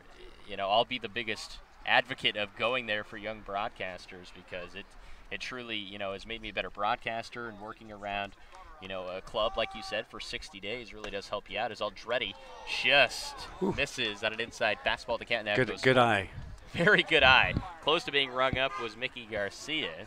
They'll chat with Aldretti, the right-handed batter from Arizona State, and the count now full. But yeah, to finish your question, Stu, I mean, everything has just been fantastic here on the Cape. Well, I'll tell you what, it's awfully nice to see tonight here. Obviously, we're out of the playoffs, but we've got a full hill here. These people are engaged and really want to see the Firebirds go out in style here, lending their support. And it's, 75 degrees, a slight breeze. We got the sunset has just set beyond the right field portion of the hill. It's a pretty special place. I remember on our phone call, you mentioned the sunsets. Haven't been disappointed all summer long. They're very solid at Eldridge Park as Carter Aldretti works out a walk, and the bases are now loaded with one away for James Free II. What an AB James had last time up for Orleans. A double to the opposite field, batting from the left side again right here. Off the top of the wall, the 300 sign A short porch at Eldridge Park, and we'll see if Free can deliver with the bases loaded as he looks at a fastball outside for ball number 1. James, young man from Pacific, and we've seen quite a few guys really rotate out, and that's been a rarity, and Kelly Nicholson has brought that up to us several times through conversation, just things not working out, whether it be injuries, innings limits, or whatever else could be in play. It's been a lot of revolving doors with the Firebirds this summer, and that perhaps part of the blame why they've struggled is Free the second lines the ball just foul, says first base umpire Tom Ryborg. That would have scored 2. Yeah, few people maybe fully appreciate how difficult it is to manage up in this league because, like you said, it's a revolving door. The first 2 or 3 weeks, you're trying to patch in temps as players are coming back from the College World Series. And now, the last 2 or 3 weeks when pitchers get shut down and kids go home, it's really a juggling act for these managers. And I think Kelly does about as good a job as anyone in the league. And he definitely will bounce back next year. He's just too good of a manager. He's had too much success over the course of his time here in Orleans. And a big year next year for the Birds, hosting the All-Star game. And there'll be a chip on the shoulder of Kelly Nicholson, you get a sense. As the 1-1 pitch to Free the second, low into the dirt, gets by the catcher Taylor. Running in from third base to score is J.J. Blade. It's a wild pitch from Joseph Lauder. And another run comes home to score for Orleans. It's 5-3 Birds here in the bottom of the 5th. So command an issue right now for Lauder as he's kind of lost touch with the zone. A walk and now a wild pitch. And the Birds 5 unanswered runs against their arch rival Chatham Anglers. And like you said, Stu, kind of everything going the right way tonight for the Birds so far. Of course, they would have hoped that would have happened last night, but still a good sign as the hill is filled, like you said, one of the most historic and famous landmarks out of any CCBL stadium is the 2-1 pitch. Check swing by Free the second. These two here, this is the classic matchup. I think if you ask Cape League aficionados what's the greatest rivalry on the Cape, they'd say Chatham against Orleans. There's only about 10 miles difference. Their ballpark was built in 1923 here at Eldridge Park, 1913, and so these are historic franchises playing in historic venues on a really special night tonight. Free the second, ready for a 2-2 pitch. A fastball in the inside corner that just misses, and the count now full. Again, we're joined by Stu Murray from on campus to the Cape. We'll be in Auburn, Alabama all spring. War Eagle country. So War Eagle. You better not say Roll Tide. No, War Eagle. I've gotten to know Butch Thompson a little bit down there, the manager, and he made sure that I said War Eagle when I told him I'm coming down there. And not Go Tigers. That's LSU. The payoff pitch, a ground ball to the left side. A pickle will now be induced as Aldretti is tagged out. A run does come home to score. So a wise play by Ramirez, the shortstop, to get Aldretti in a pickle. But it is an RBI for James Free the second, and the Birds score another run at 6-3 Orleans. Yeah, I just want to give a shout out to you guys here. Braden, you do a tremendous job with your sidekick, Josh. We're hoping to get Josh White back next year. I think he's going to come back, but he hasn't made that official yet. I'll let him make that announcement. Joe Catapano is just a phenomenal journalist at the University of Maryland, has done some fantastic features over the summer, really has been an asset to the media team, and he's got a really bright future. Eliav Gabay, your counterpart there at ASU, is such a creative, energetic guy with so many ideas that he's brought to life this summer and really added a lot of color to the Firebirds and our media broadcast. And then TJ King, a local guy, has done a great job with our Twitter account and our other social media avenues, and I just couldn't be happier for the 5 of you. I know you guys have formed a close relationship. In fact, you live together. That's right. Which will do that like nothing else. But just happy for you guys, and I know you guys have really, really bright futures. Well, we thank you again, Stu, for joining us for a full inning. It was only a half inning plan, but I've enjoyed chatting with you. We're not done yet here. We got a runner on first here. Oh, I'm not sending you off. Don't worry, I'm not sending you off. Justin Levy at the plate here. Love to see Justin barrel one. Here comes the 1-1 to Levy. Looks at a fastball on the outside quarter, 1-2. And while the inning is toning down, I'm going to put you on the spot. I'll give you a second to think about it. Sure. But I want you to give me your pick to win it all in the CCBL. Of course, YD probably the odds-on favorite, but there are many teams around the league that are looking like they might be able to challenge them. So I'll give you a moment to think about it as Justin Levy's ready for the 1-2 pitch. From the right-hander, Lauder comes set, looks back, Free the second, kicks and fires the 1-2. Popped foul up on to the hill at Eldridge Park. Well, I think there's 3 teams that are going to vie for it. I think YD is the favorite right now, but a team I really like is Falmouth. They've come on in the last couple of weeks. I think their lineup is really starting to produce. They got Matt Wallner out of Southern Miss coming here for the last couple of weeks. So I'd look at Falmouth. And then Wareham with Don Snedden. Now, Don Snedden is actually a nemesis of Scott Pickler. Don Snedden is the all-time leading junior college manager in California history. And I asked Scott Pickler about Don Snedden, and Pick, in his inimitable fashion, said he's kicked my butt for 30 years. So it would be a very interesting matchup if it were Wareham versus YD, but I'm going to take Falmouth out of the West, and I'm probably going to give YD their 7th title since 2004. See if the Commodores can finally win it for Trundy. It's been a struggle for years now as Levy bounces a ball back to the mound. Bobbled for a moment by Louder, but he gets it done. A 1-3 put out. Stu, we thank you so much for joining us again. A phenomenal inning of work for you. We'll send it over to our sideline reporter, Eliav Gabay, momentarily. He'll be with Kelly Nicholson or Chris Constantine. But Stu, again, thank you so much for joining us. I really appreciate it, guys. You guys made my summer. So Stu Murray, a big thank you yet again to him. It was great to have him on the air. If you haven't yet, go like his Facebook page. On Campus to the Cape. Great stuff on college baseball as Kelly Nicholson trotting over to chat with our very own Eliav Gabay one final time in 2018. The skipper for the Orleans Firebirds with our very own Eliav Gabay. Thanks, guys. Skip J.J. Blade was chosen by the scouts as the outstanding pro prospect. What does that say about the summer he's had and him himself? It says a lot. I told him when he accepted the award, man, I said that's a very prestigious award, and a lot of pretty prominent guys have won it. So, excuse me, it's a huge honor for him to win that. So it's really cool, really cool. And yesterday after the game, you said it was all about pride going into this one. So what was the vibe like coming into Eldridge today? Pretty loose. You know, I think the guys were pretty loose and having some fun, and a little bit different vibe. You know, normally we're playing and setting up rotations and getting ready to play in a couple days, but guys are having fun, doing a good job, playing loose and scoring some runs. Hopefully we'll have another 4 good innings in us tonight. Well, hopefully. Back to you guys. Thanks, Skip. Big thank you to Eliav Gabay, and for the last time of 2018, we cannot thank Kelly Nicholson enough for taking the time during a game to chat with our very own Eliav Gabay. As Kevin Kelly's back out there and fires in strike number 1. Low in the zone to Jake Taylor, the catcher. But again, big thanks to Skip for sitting down with us, and also to Stu Murray for joining us for that last inning. Yeah, fantastic stuff there from Stu. I felt like I was kind of being a little replaced, but it's okay. Stu can absolutely take my seat for an inning anytime. He had 1 inning. We had 42 games, and no one's going to – don't worry, you're not being replaced. I thought I was being replaced by Graham Stinson, so I guess you know how I feel now. Sniff you, buddy, strike 3.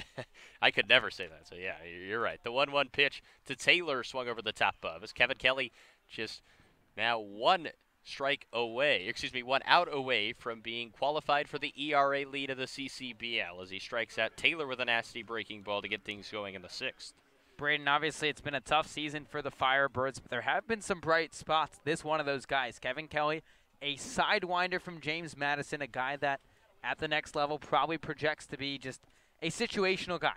But he has shined on the Cape, one of 2 All-Stars for the Firebirds. If he picks up this next out, does not give up a run tonight, he will lead the CCBL in ERA, and just quite a story. Said before the game he wants to go 2 full, even though he only needs an inning and 2/3 as he fires in a ball on the inside corner to Ashton McGee. 2-0 the count. 6-3 Orleans. We're in the top of the 6th inning. The Firebirds have scored 6 unanswered. Here comes the 2-0 pitch. Bounced foul right to the left of the Orleans dugout. The count is 2-1. The Birds have put up 2 tallies in each of the last 3 innings. 2 triples played into the factor in the 3rd and 4th. And then a rally because of lost command by the pitcher Joseph Louder last frame as the 2-1 pitch low into the dirt. 3-1 the count now from Kevin Kelly, the right-hander from James Madison, as Mitchell Sanger begins to throw for Orleans in the pen. Here comes the 3-1 from Kelly, hit well down the right field line, foul. And a sharp liner that you hope everyone gets out of the way of on the hill here at Eldridge. It looks like everyone's fine and will play on with a full count. So Kelly just 1 strike away from being the leader in ERA in the most prestigious college baseball league in the summer. Comes the payoff pitch, hit well but foul. Down the left field line, we'll do it again at the full count. Braden, kind of to add to just the craziness of Kevin Kelly, 15 pitchers sent home this summer for Orleans, whether an innings limit and injury. Kelly, one of those full-time guys that's been here start to finish. The payoff pitch, outside corner, strike 3. There it is. He's officially qualified for innings. Kevin Kelly gets the job done with a backwards K. They're 2 away in the 6th, but more importantly for KK, he now leads the CCBL at ERA, and it looks like it'll be his title to hold. What an honor for the right-hander from James Madison. Yeah, I don't think if you ask many scouts or many people around the CCBL who's going to lead the Cape in ERA, most of those responses would not have been Kevin Kelly. He's done a fantastic job, named Pitcher of the Year earlier tonight for the Firebirds, doing exactly what he does here against Chatham.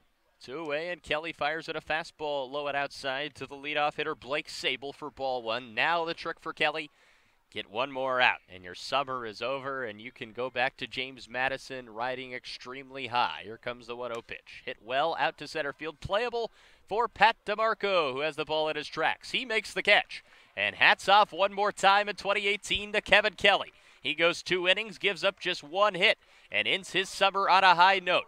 The leader in ERA in the Cape Cod Baseball League, the right-hander from James Madison, does it again. 6-3 the score, Orleans on top. We'll head to the home half of the 6th here on the Orleans Firebirds Broadcast Network.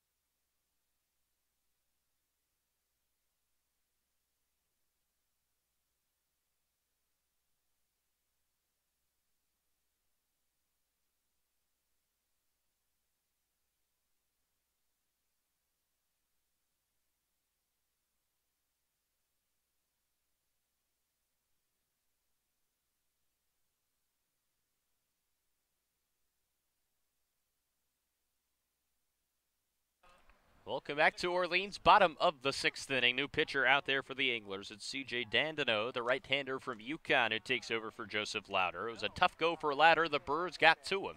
It's been 6 unanswered runs for Orleans. They lead this game by 3 as we head to the top of the 6th. Yeah, we can give you the final line on Joseph Lauder. Went an inning and a third, 2 hits, 2 runs, both earned a walk and 1 K. And now it's just going to be Dano making his CCBL debut just to try and eat some innings for the A's, trailing in this game 6-3 in what could be a good final chapter in the 2018 summer for the Firebirds.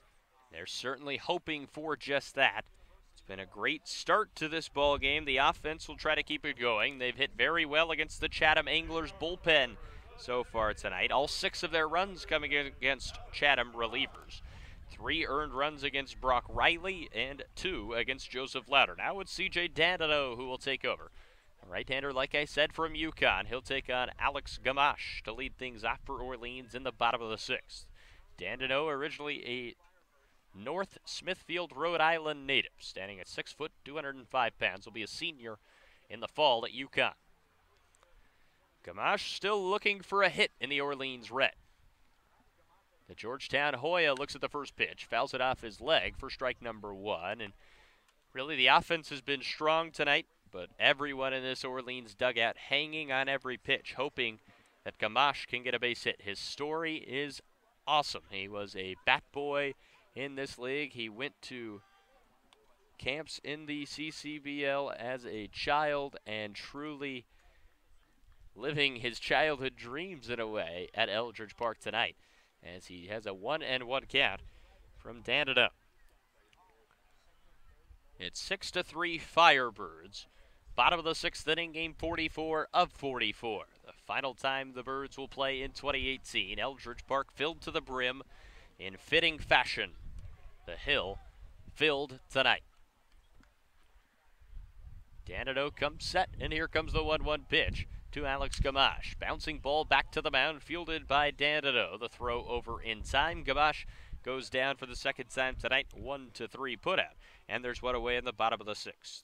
Yeah, a couple broken bats tonight for Alex Gamache, just really getting jammed inside, and that's an adjustment to wood bats in the CCBL. We heard Kelly Nicholson say that from day one. Pitching on the inside will beat good hitting regardless, and that's kind of what Danado is doing so far. A good night so far for the next batter for Orleans. It's Pat DeMarco. 2 for 3 and a 2 RBI triple the last time he came up in the 4th inning. It was a screaming liner to left center field. It went over the head of Reid. The speedy DeMarco was able to chug all the way into 3rd. Slid didn't really need to. No balls and a strike to Pat DeMarco. As Danado, the right-hander from UConn, trying to keep this game where it is. Both teams just playing for pride as the 0-1 pitch. A breaking ball drops inside and low. It's 1-1 to one of 3 Vandy Birds. DeMarco, Blade, and Phil Clark. All from one of the best programs in college baseball, and they've certainly all played a very important role for the Orleans Firebirds this summer. The 1-1 pitch, a fastball just outside. It's 2-1, and we were lucky enough to be joined by Vanderbilt head coach Tim Corbin earlier this summer. That was a true pleasure, and the pipeline from Vanderbilt to Orleans, something that's going to be used still in years to come, not just here in 2018. The 2-1 pitch, bouncing ball up the middle, going to be a tough play, and it bounces off the glove of Ramirez. It would have been tough anyways with the speed of Pat DeMarco, but it ends up rolling into center field. Another hit for Pat DeMarco. He now has 3 in the final game of 2018. And the Birds have a base runner here in the 6th. Yeah, just about to say, obviously I kind of want to give some insight to the fans, and we're in the last game of how the player of the game is picked. It's kind of an interesting question. I like it. A lot of fans have never known, and I was kind of thinking who to pick for the post-game interview. Obviously, still time to go, but one of the names I was thinking was Pat DeMarco. Right. You try and pick a guy who's having a good game, who you haven't necessarily spoken to in a while, that has had a very cool story, and he's just one of those guys tonight. How about this story, though? Eddie McCabe digs back in for his 3rd AB, fouls the first pitch up on top of the hill. Also, you got to bring up the Eliav Gavai factor, because we bring the play over that Eliav does not choose. Eliav gets the top pick. That makes sense. We're not complaining. He gets video. He's the face of OFBN. Some would say a camera hog. I'm kidding, of course. But we take the second choice. Obviously still a very good player most of the time. As Pat DeMarco takes off and runs. Taylor's throw down to second, not in time. It's the 10th stolen bag of the summer for Pat DeMarco with one away in the 6th. Yeah, big-time stolen bag there for Pat DeMarco, who's been in that leadoff spot. Has had an up-and-down summer tonight. He's been very up. Now swipes second. His 10th stolen bag of the summer, just trying to make anything happen for the Birds, tacking a couple of insurance runs, and kind of talked about, the first 43 games, Orleans mathematically limited tonight. It's about pride when Orleans showing out for Kelly Nicholson. One away and a runner in scoring position. The Birds trying to score here in the bottom of the 6th inning. It would be the 4th straight inning Orleans was able to do so. The shortstop from Georgetown digs back in from the right side, waggles the bat above the right shoulder. As Danado, the pitcher from UConn, comes set, looks back to Marco, and will now kick and fire the 0-2 pitch. Fastball low in the dirt, easy pitch to lay off of, but a good stop by Taylor, and DeMarco will hold serve at second. 1-2 the count, 6-3 the score. We're in the bottom of the 6th inning. J.J. Blade stands on deck for Orleans. Danado comes set, looks back to Marco yet again, and here comes the 1-2 pitch. Hit well out to right field, and that will be caught. A good play by Spencer Torkelson. Another ball squared up by Eddie McCabe, but this time just right at the right fielder for Chatham, Spencer Torkelson. And there are 2 away in the 6th. So it wasn't for a lack of contact. Eddie McCabe really hitting the ball well at his first and only game as a Firebird. That triple at his first AB, and then a hard liner out to right in his 3rd. J.J. Blade now will dig in the bottom of the 6th with 2 away, and his Vanderbilt Commodore teammate Pat DeMarco standing at second. Blade batting from the left side, 1 for 3 so far tonight. JJ, a constant force in the 3 spot of this Orleans lineup, looks at a breaking ball in the inside corner for strike number 1. We mentioned that honor JJ was given before the game. You heard Kelly Nicholson talking about it, also Stu Murray. He was voted the player with the most pro prospects out of anyone, as voted by the scouts. Here comes the 0-1 pitch. Fastball outside corner. It just misses, and the count goes to 1-1 to big number 41 for the Orleans Firebirds, J.J. Blade. 6-3 the score. Orleans on top. Blade trying to extend that lead for the Firebirds. The Birds looking for their first win in a while. They've lost 7 in a row. Trying to end the season on a winning side of things. Dandino comes set, and here comes the 1-1 pitch to Blade. A breaking ball and a fine pitch that just missed high above the belt, and the count's 2-1. So, Josh, we mentioned how this season historically bad for Orleans. There's no going around that. It's just the way it is, and it's been a struggle, but the Birds trying to go out on top here. The final game as Blade fouls a pitch off over Route 28. And the count now 2 balls and 2 strikes. JJ, a bright future in front of him. He's one of those guys that you know is going to make it big in baseball, a true competitor. And while a lot of guys in this league at this point of the season may be happy that it's ending, Blade not so much. He wants to stay here and keep playing baseball. The Panama City Beach, Florida native. Ready for the 2-2 pitch. Righty kicks and fires. Swung on and missed. Blade goes down swinging for out number 3, and the 6th inning is over as Orleans scores no runs on 1 hit, no errors, and 1 runner left on base. We're through 6 innings at Eldridge Park, and as I sign off for the final time in 2018 on play-by-play duties, I thank all of you for listening all summer long. It's truly been a pleasure to bring you Firebird baseball, but it's not a goodbye. Still got 3 more innings of baseball. Josh White, he'll bring us home one final time. I'll hand the play-by-play duties off to him one last time. It'll be Mitchell Sanger on the up for the Orleans Firebirds in a 6-3 game. I'll be right back on the Orleans Firebirds Broadcast Network.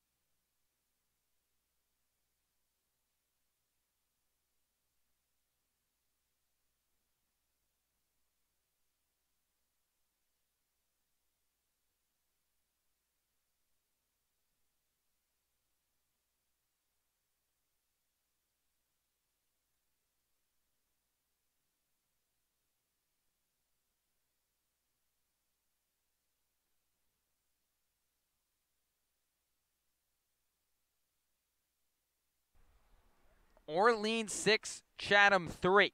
As we head to the top of the 7th here at Eldridge Park. New pitcher into the ball game for the Firebirds. It's the southpaw from Stetson, Mitchell Sanger, taking over for Kevin Kelly. Sanger will face Rave, Torkelson, and Simpson here for the Anglers. John Rave, the center fielder, digs in from the left side. First pitch, fastball up and in for ball 1. We'll give you the final line on Kevin Kelly, the right-hander from James Madison University. 0-1 pitch from Sanger. Rave shows bunt, pops it up behind the dish. This dribbles out of play, and the count evens at 1-1. Kelly went 2 innings of scoreless baseball, just 1 hit, no walks, and 3 strikeouts. He is currently in line to be the leader in the CCBL in ERA. With his 2 innings tonight, he qualifies with 36 innings pitched. Sanger kicks and fires, 1-1. Looping curveball on the inside corner. And the count now 1 ball and 2 strikes. We nicknamed that pitch Public Enemy #1. Easy to see why right there with that break. 1-2 from Sanger. Another 12-6 dazzling curveball that misses just inside. And the count evens up at 2-2. Rave, the center fielder from Illinois State, 1 for 3 tonight with a single and a run scored. Sanger stares in for the sign, wheels and deals. 2-2. Curveball that just misses high and inside. And the count now 3 balls and 2 strikes to the number two hitter for the Chatham A's.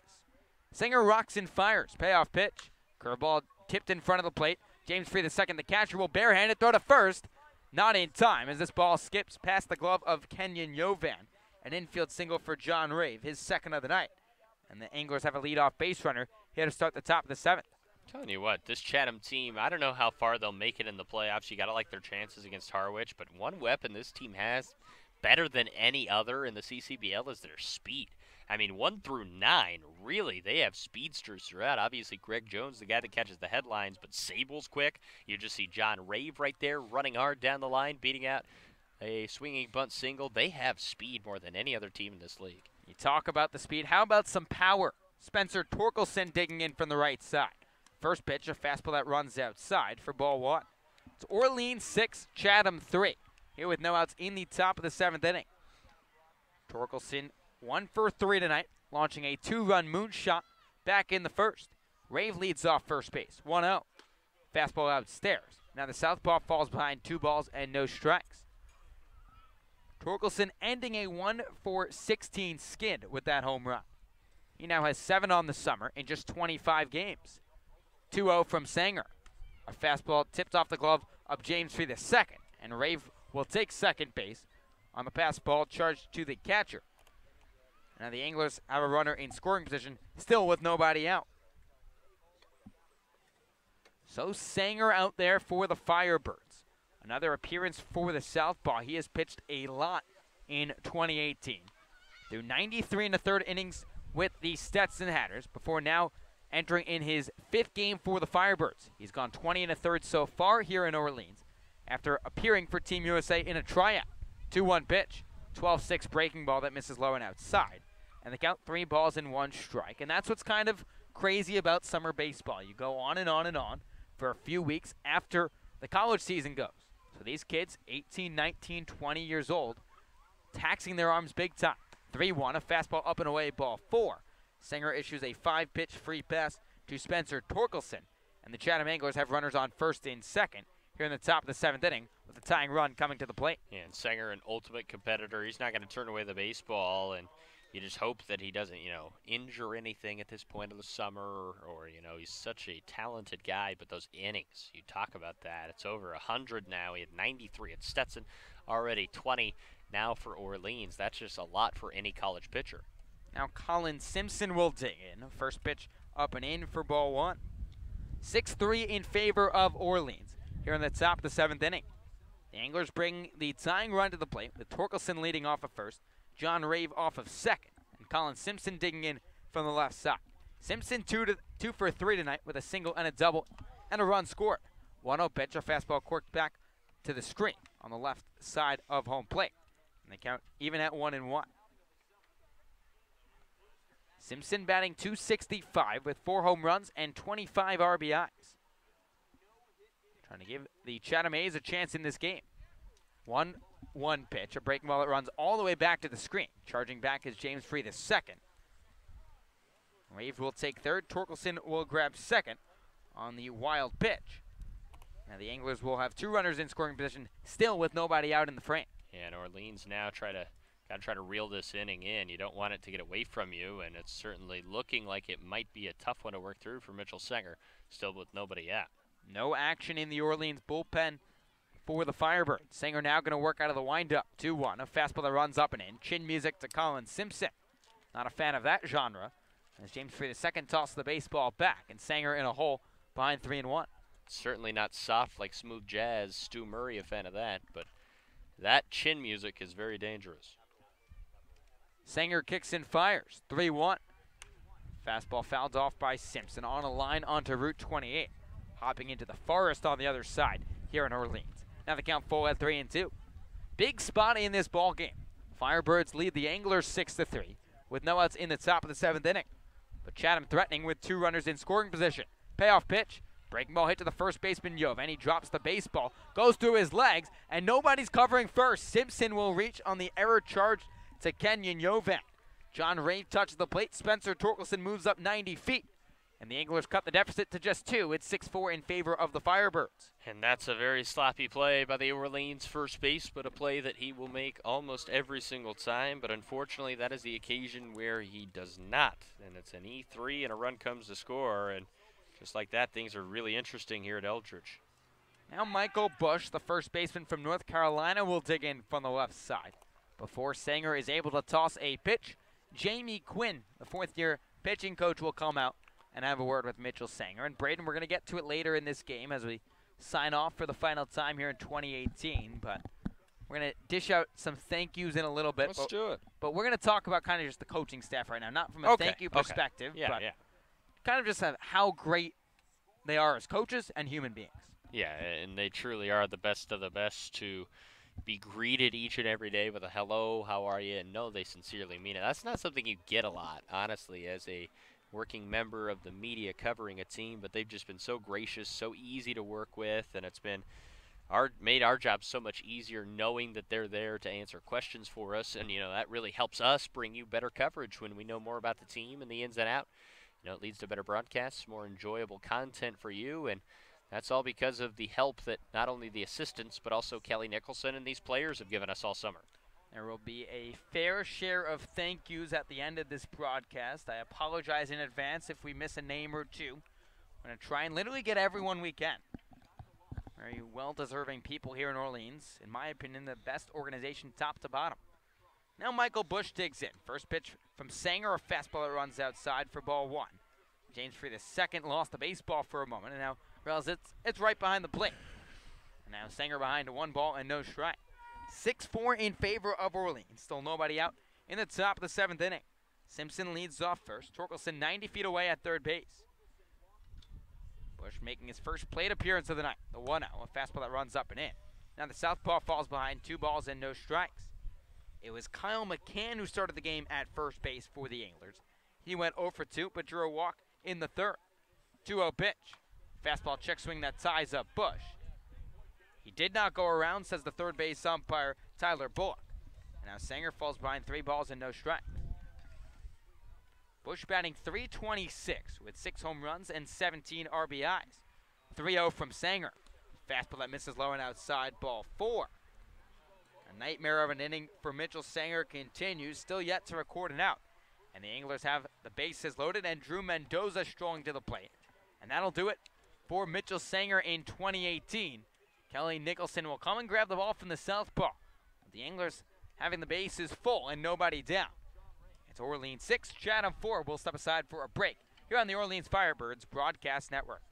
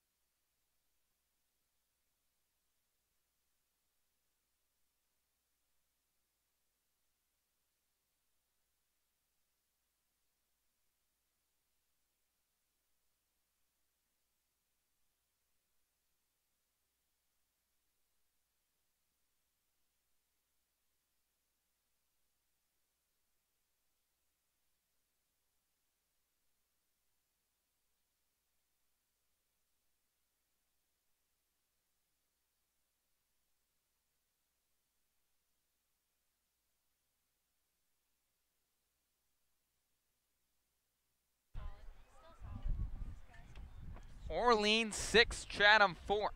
As we bring you back here to Eldridge Park in the top of the 7th inning, with the Chatham Anglers loading the bases and a new pitcher into the ballgame for the Firebirds.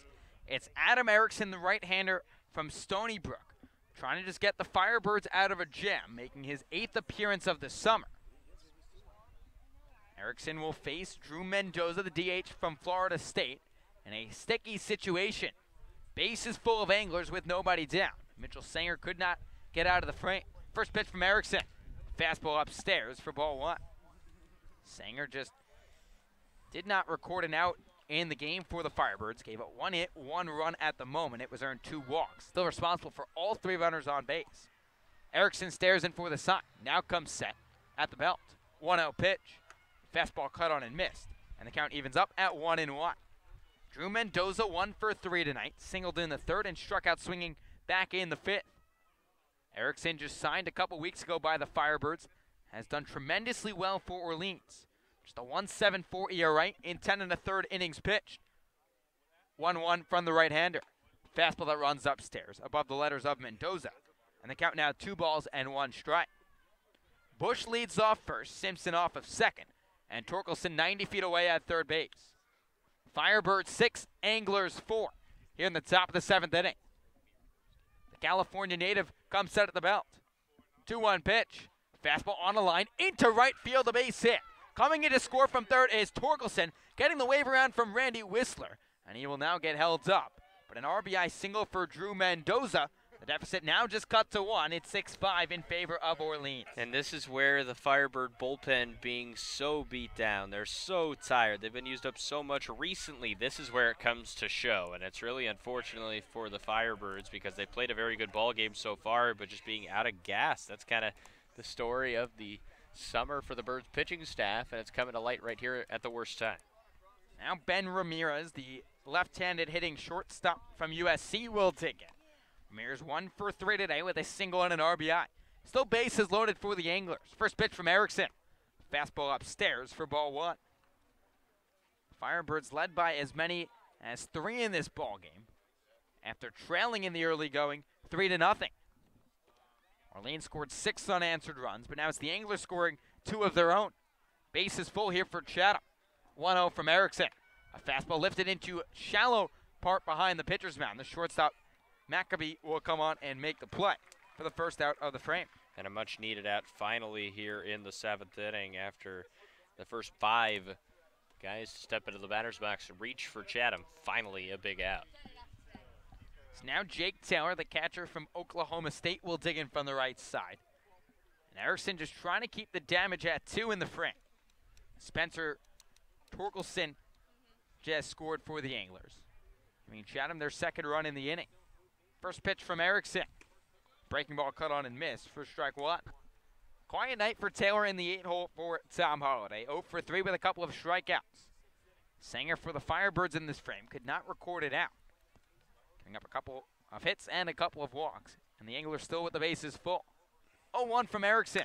A breaking ball hit back up the middle, could be 2. Backhand on a slide by Aldretti. He can't make the play.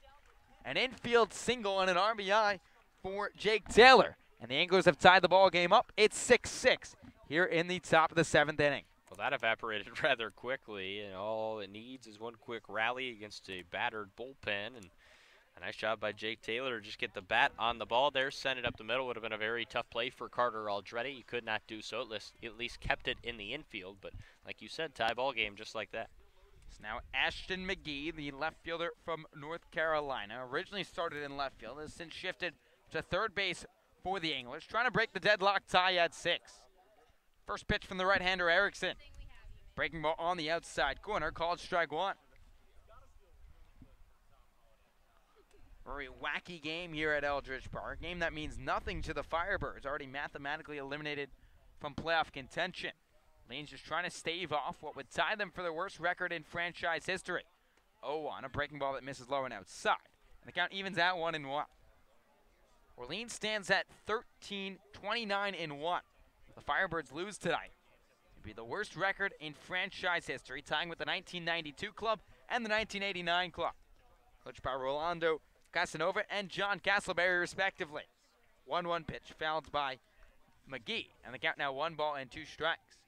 Very successful franchise that has won 4 CCBL titles. 145 players make the major leagues.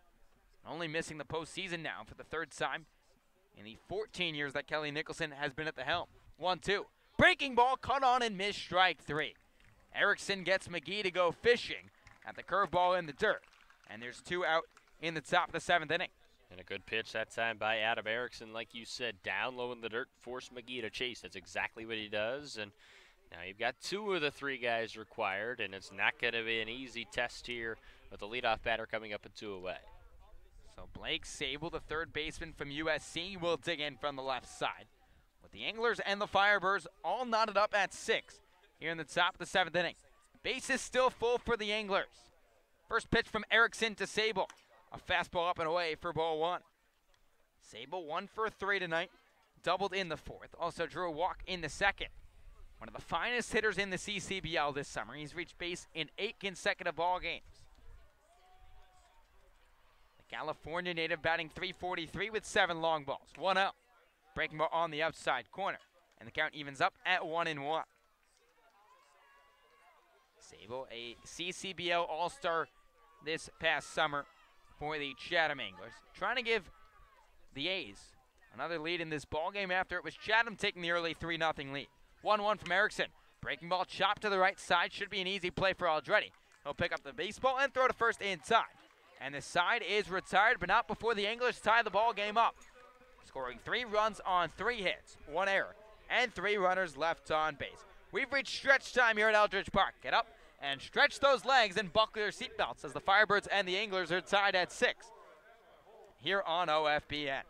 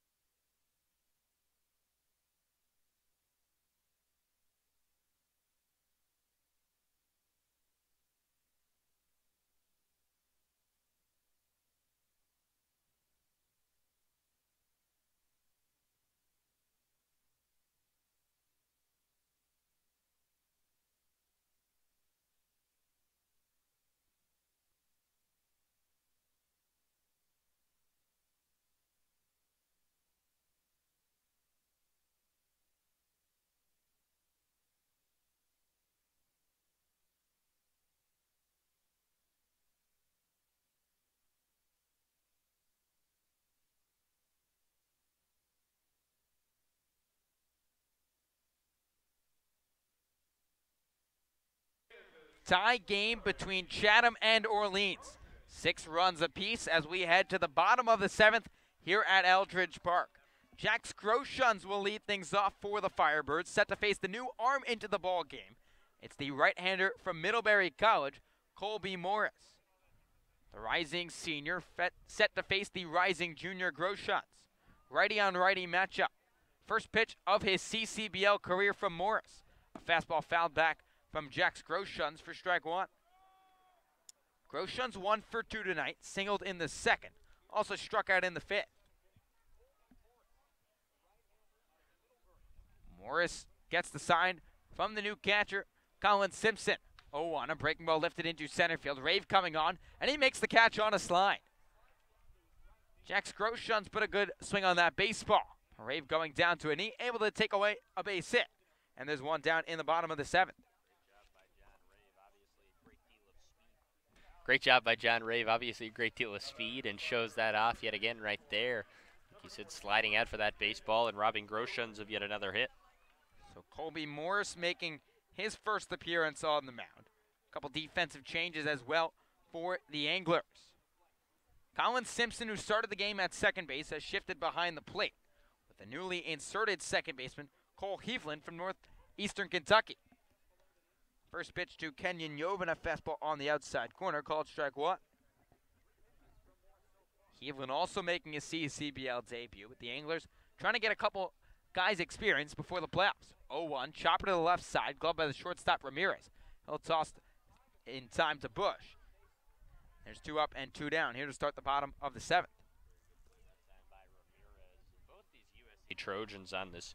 Both these USC Trojans on this team, a very good job this summer. Of course, Sable getting most of the headlines, but also a lot of credit needs to be given to Ben Ramirez. Done a good job defensively for Chatham and has provided some clutch hits every once in a while for this Anglers Ball Club.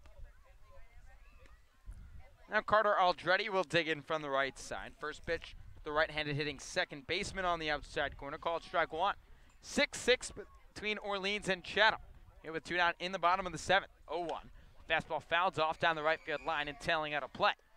Up towards the hill here at Eldridge Park, running towards Nauset Middle School. And now Morris jumps at 0-2. There's 1 pitch away from setting down the Firebirds in order. Morris, the right-hander, gets the sign, kicks and fires. 0-2. Breaking ball that just misses outside. And now they count 1 ball and 2 strikes. Morris, the rising senior at Middlebury College, stands at 6'2", $190. Originally from Ross, California. Taking on another California native, Carter Aldretti. 1-2, a fastball that runs outside. And the count evens up at 2-2. Aldretti, originally from Monterey, California. Not going too far to attend college at Arizona State. Morris rocks and fires. 2-2 pitch. Breaking ball that Aldretti lays off of in the dirt. And the count now 3 balls and 2 strikes. Aldretti 1 for 3 tonight. Singled in the fifth. Has been quiet since. 3-2 pitch. Fastball chopped to the left side, gloved by the third baseman McGee. He drops the baseball, picked up by Ramirez on to first. Not in time. What looked like a routine ball to Ashton McGee. Nubbed off the end of his left-hand glove. And Ramirez fired it over to Bush at first base, but Aldretti hustling out of the box, reaches for the second time tonight. Great hustle by Carter Aldretti. He wants to pick up 1 more hit on the night, and they will give it to him. Another hit for Carter Aldretti. Important in terms of his overall average this summer, and a good job for Carter to earn it by hustling. Now James Free the second, the switch-hitting catcher from Pacific, will dig in from the left side. Chatham and Orleans knotted up at 6. First pitch, a breaking ball swung on and missed by the catcher. Free the second, 1 for 3 tonight, doubled in the fourth. We're stranded 90 feet away at third base. Aldretti leading off of first base with good speed for the Firebirds. Morris comes set at the chest, 0-1. Breaking ball that fools Free the second. And the right-hander jumps ahead, no balls and 2 strikes. Aldretti with 2 stolen bases this summer for the Firebirds. Trying to score the deciding run in this game. Morris rocks and fires, 0-2, a breaking ball that tails upstairs. And they count 1 ball and 2 strikes. James Free the second has not had the summer he would have wished for at the dish. He's batting $114, beg your pardon, $174 so far. 1-2, breaking ball on a line into right center field, a base hit. Aldretti taking a turn around second base, he'll head to third. It's a single for James Free the second, his second hit of the night. And the Birds have runners on the corners with 2 down in the bottom of the 7th.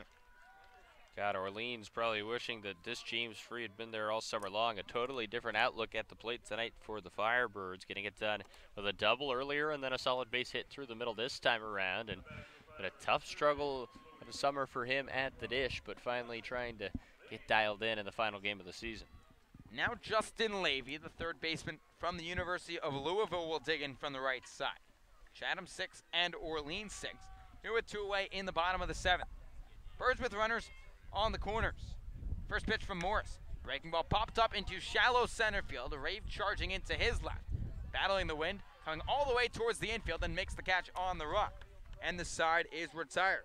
So a threat for the Firebirds. But Morris able to get out of the jam as Orleans scores no runs on 2 hits, no errors, and 2 runners left on base. What at the top of the 8th here at Eldridge Park. 6-6 the score between the Firebirds and the Anglers. You are listening to the Orleans Firebirds Broadcast Network.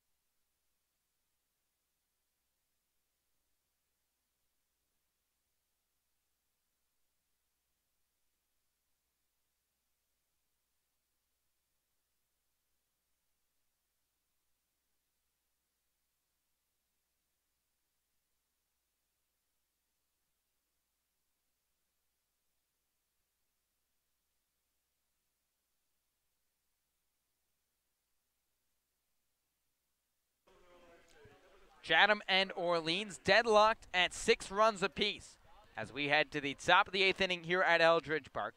John Rave, the center fielder from Illinois State, will dig in from the left side for the Anglers. Aaron Oceanbine, the new arm, into the ball game for the Firebirds. First pitch. Fastball on the outside corner for strike 1. Oceanbine, the right-hander from Eastern Kentucky, making his 18th appearance this summer for Orleans. 0-1 pitch. Fastball that just misses upstairs above the belt of Rave, and the count evens up at 1-1. The Lexington, Kentucky native, usually the closer for Orleans. 1-1 pitch. A fastball tipped into the glove of Free the second, and Oceanbine jumps at 1-2. Oceanbine 0-2 with a 3.04 ERA. 39 strikeouts in 20 2/3 innings pitched to go along with 7 saves. Oceanbine wheels and deals. 1-2. Breaking ball lifted out to deep right field, but Day going back. Now camps under it a couple steps to his right, and he makes the play. 1 up and 1 down to start the top of the 8th inning. We just said over the break our final chance to watch Aaron Oceanbine pitch this summer, and what a treat it's been. I mean, a couple outings here and there that have been rough, giving up a couple home runs, but for the most part he's been nails and just a leader of this bullpen and a guy that really, really has been a pleasant surprise all summer long. Those 17 strikeouts per 9 leading the CCBL. Now Spencer Torkelson digs in. First pitch, a fastball up and inside for ball 1. Torkelson 1 for 3 today. Had that 2-run moonshot back in the first inning. His 7th home run of the season. 1-0 pitch from the right-hander.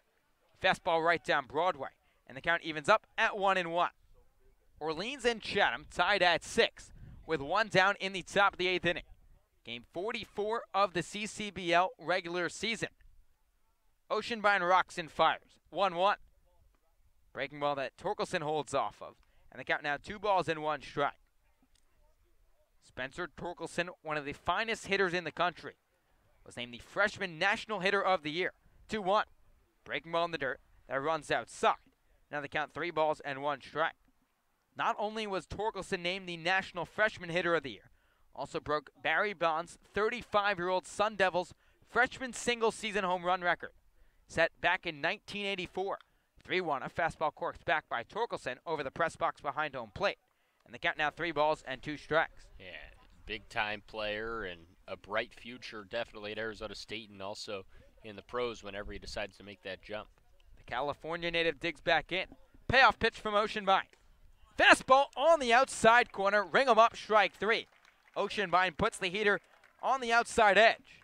2 up and 2 down. Here to start the top of the 8th inning. Even Spencer Torkelson can't get by Big O, Sharon Oceanbine, who picks up a signature backwards K in his second batter faced. Now Colin Simpson, the catcher from Oklahoma State, will dig in from the left side. With the Firebirds and the Anglers deadlocked at 6. First pitch from the right-hander. Fastball lifted out to deep left field. Matt Frazier ranging back. He's at the track. Looks up, and this ball is inside the foul pole and gone. A home run by Colin Simpson. His 5th long ball of the summer. And the Anglers take back the lead. It's 7-6 in favor of Chatham. And what a swing by Colin Simpson, the birdwatch of the day, getting the job done. Opposite field swing, and just barely keeps that ball fair, guiding it, begging for it to stay fair, and just did. A tough call for Tyler Bullock, the third base umpire, and Chatham takes the lead. What a battle back for the Anglers. The 3rd hit of the night for Colin Simpson, just a triple shy of the cycle. Now Michael Bush digs in. First pitch, a fastball tipped into the glove of Free the second for strike 1. Chatham with their 2nd lead of the night. It was the Anglers jumping out to a quick 3-0 lead, but it had been Firebirds ever since. 0-1. A fastball hit on a line, screaming off the bat of Bush onto the hill down the left side. And now Oceanbine jumps at 0-2. The one problem from Oceanbine this summer has been giving up the long ball. It's been a Firebird staff that has been susceptible to home runs overall. Firebirds lead the league in most home runs allowed. The Birds giving up 36 long balls, now make it 38 with the 2 from Torkelson and Simpson. Oceanbine kicks and fires. 0-2 pitch. Breaking ball that just misses outside, almost froze Bush. And the count now 1 ball and 2 strikes. Bush came into the game for Kyle McCann at first base, walking in his first plate appearance just an inning ago. The right-hander rocks and fires 1-2. Fastball waved out and missed strike 3.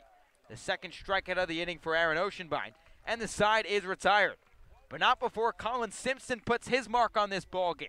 His 5th solo shot of the summer. And the Anglers take the 7-6 lead. We'll head to the home half here at Eldridge Park. You're listening to the Orleans Firebirds Broadcast Network.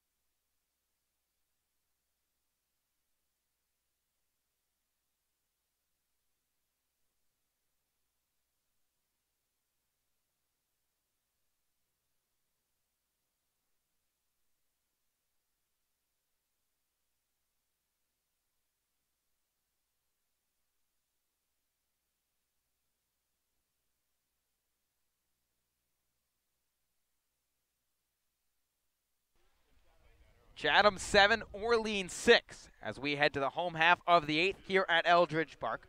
Colby Morris, the right-hander, back out for Tom Holliday and the Anglers. He'll face 9-1-2 for Kelly Nicholson and the Firebirds. Alex Gamache, Pat DeMarco, and Eddie McCabe. Gamache, the DH from Georgetown, batting for the 4th time tonight. He's 0 for 3 with a trio of ground outs. Morris stares in for the sign from the catcher Simpson. Kicks and fires. First pitch. Fastball hit on a line right at the third baseman McGee, who snatches out of the air. That's why they call it the hot corner. Gamache absolutely teed that baseball, but McGee positioned perfectly, able to take away what looked like extra bases for Gamache. And there's one away in the bottom of the 8th. Very tough break that time for Alex. He really squared up that baseball, just barely missed it by hitting it at the wrong person. Now Pat DeMarco will dig in from the right side. First pitch, a breaking ball that misses low and outside for ball 1. The Firebirds down to their final 5 outs of the summer of 2018, trailing the Anglers 7-6. Morris rocks and fires. 1-0 pitch. Fastball fought off by DeMarco off the camera behind home plate, and the count evens at 1-1. It's been a good night for Pat DeMarco at the dish. 3 for 4. A single, a couple of singles, and a 2-run triple. 1-1 pitch. A breaking ball teed off by DeMarco, but fouled down the third base line. And Morris jumps ahead 1-2. Eddie McCabe, the shortstop from Georgetown, waiting on deck. In his Orleans debut, he's 1 for 3 with a 3-bagger as well. Morris wheels and deals. 1-2 pitch. Fastball well upstairs, just snagged out of the air by Colin Simpson, the backstop. And the count even at 2-2. This game started out with Chatham all over the Firebirds. It was quickly 3-0 in favor of the Apes. But Orleans striking back, scoring 6 unanswered runs. However, it's just been Chatham doing quite the same, scoring 4 in a row themselves. 2-2 from the right-hander. Fastball hit on the screws by DeMarco, but right over the Firebirds dugout. And we'll do it again at 2 balls and 2 strikes. Kind of like a basketball game, a game of runs, if you will. Each side kind of dealing their best shot at each other. We'll see if Orleans can put it together for another rally before the end. 2-2. Breaking ball lifted out to deep left center field. Rave on the run. He's back at the track. Looks up. This 2-hops the fence. DeMarco for digging for second base. He's in easily. A 1-out stand-up double for Pat DeMarco. And the Birds have the tying run in scoring position with 1 down. Pat DeMarco now just a homer shy of the cycle here in the final game of 2018. He's got the triple, the double, and the single out of the way. What a night at the office. 4 hits already for Pat. And now a big spot for Eddie McCabe, making his CCBL debut with a chance to play a big part in a rivalry game. It's 7-6 in favor of the Anglers, with 1 down in the home half of the 8th. The tying run in scoring position for the Firebirds, with Pat DeMarco leading off of second, and Eddie McCabe representing the go-ahead run, digging in from the right side. DeMarco leads off second. First pitch from Morris. Fastball on the outside corner, called strike 1. McCabe came into this ballgame back in the 3rd inning. It was Sal Gazzo who started at shortstop, but Kelly Nicholson electing for Eddie McCabe. He's 1 for 3 with an RBI triple and a run scored. 0-1 pitch from Morris.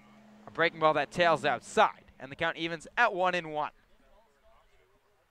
McCabe spent the summer so far in the NECBL with the Danbury Westerners, driving a little further north up the East Coast, just to play in 1 game here in the CCBL for the Orleans Firebirds. 1-1. Fastball that just misses low and inside at the shins of McCabe, and the count now 2 balls and 1 strike.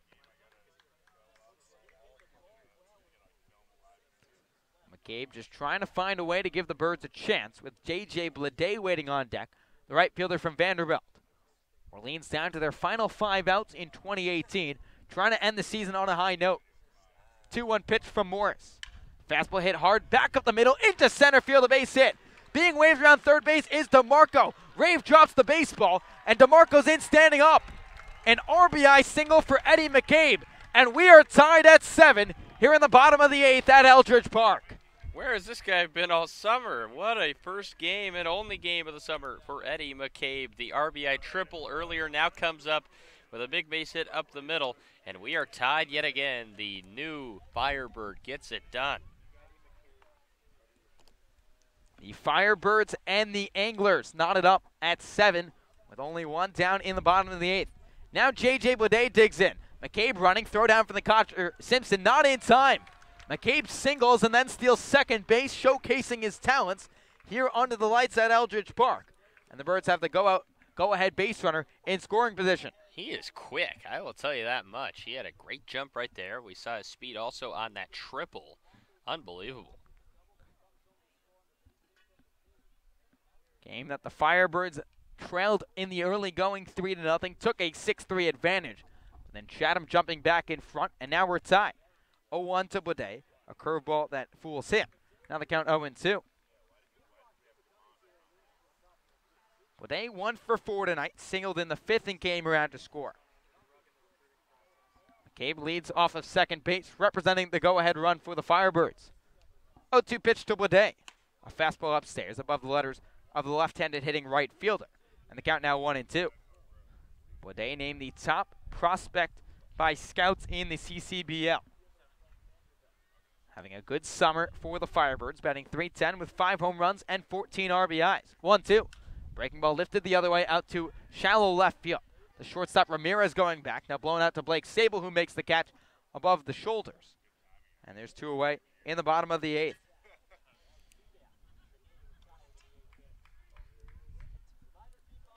Now Matt Frazier, the left fielder from Arizona, will dig in for the first time tonight.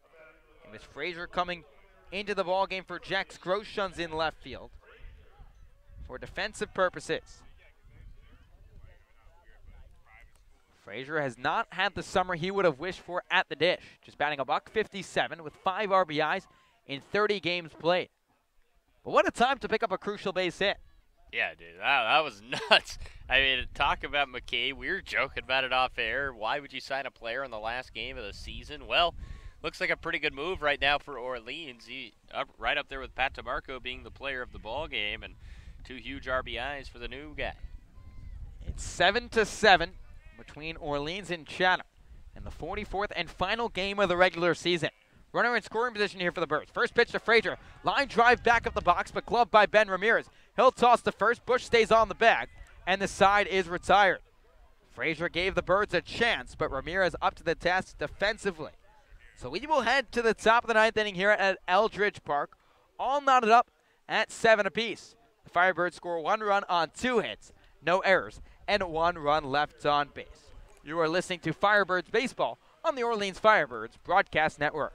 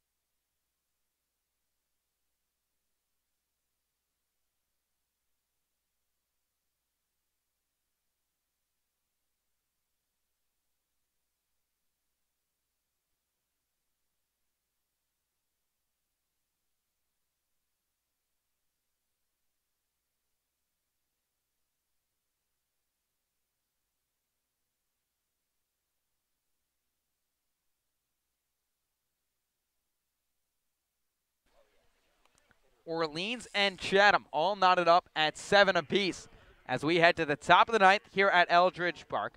Aaron Oceanbine, the right-hander from Eastern Kentucky, back out there for the Firebirds. He'll face 6, 7, and 8 for the Anglers, with Drew Mendoza, the DH, leading things off. The Florida State Seminole digs in from the left side. Oceanbine kicks and fires. First pitch. Fastball hit on a line into shallow left center field.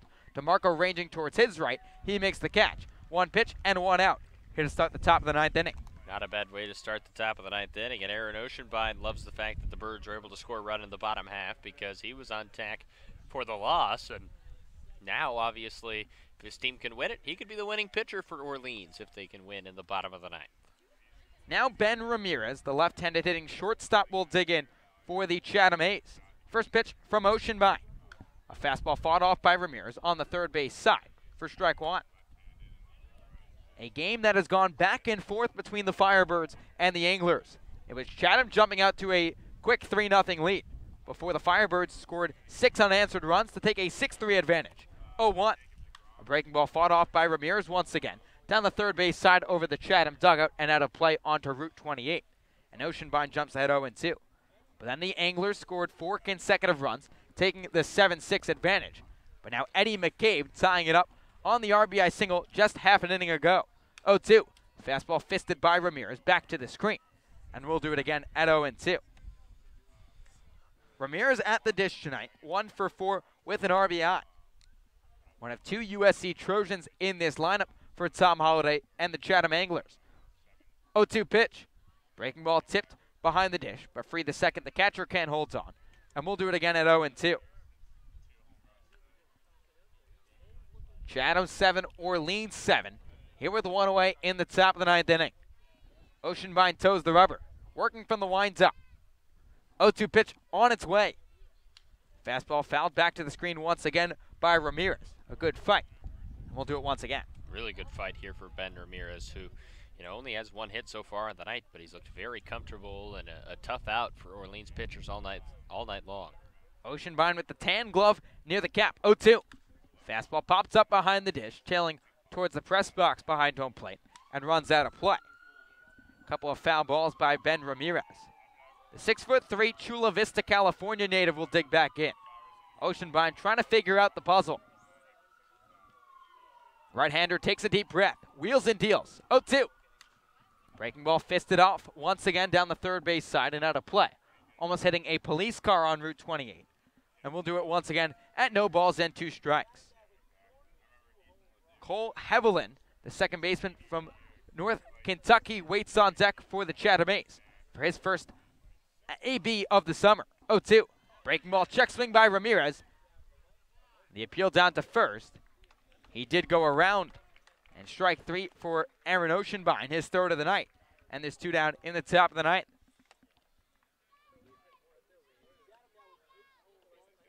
Orleans pitching staff has done a fantastic job with the strikeout pitch. That's now 9 strikeouts for the Orleans staff. Now Cole Hevelin, second baseman, will dig in from the right side. With the Firebirds and the Anglers knotted up at 7. First pitch from Oceanbine. Fastball fought off. Back to the first base side onto the hill for strike 1. It was Jake Taylor who started as the catcher for the Chatham Anglers. He was batting in this 8th spot before Tom Holliday decided to move Colin Simpson behind the dish and insert Cole Hevelin. Oceanbine rocks and fires. 0-1 to Hevelin. Fastball on the outside corner, and the right-hander jumps at 0-2. Good job by Aaron Oceanbine, kind of establishing that fastball as this 9th inning has gone on. Oceanbine 1 strike away from retiring the side in order. 0-2. Breaking ball lifted out to right field. Should be playable for J.J. Boudet. Carter Aldretti, the second baseman, going out, but Boudet takes charge, and he makes the catch. A 1-2-3 inning for the Orleans Firebirds, as Orleans will have a chance to walk it off here heading into the bottom of the 9th. It'll be 5, 6, and 7 for Orleans. Kenyon Yovan, Carter Aldretti, and James Free II. Can the Orleans Firebirds walk it off to end their 2018 season? Let's find out here on the Orleans Firebirds Broadcast Network.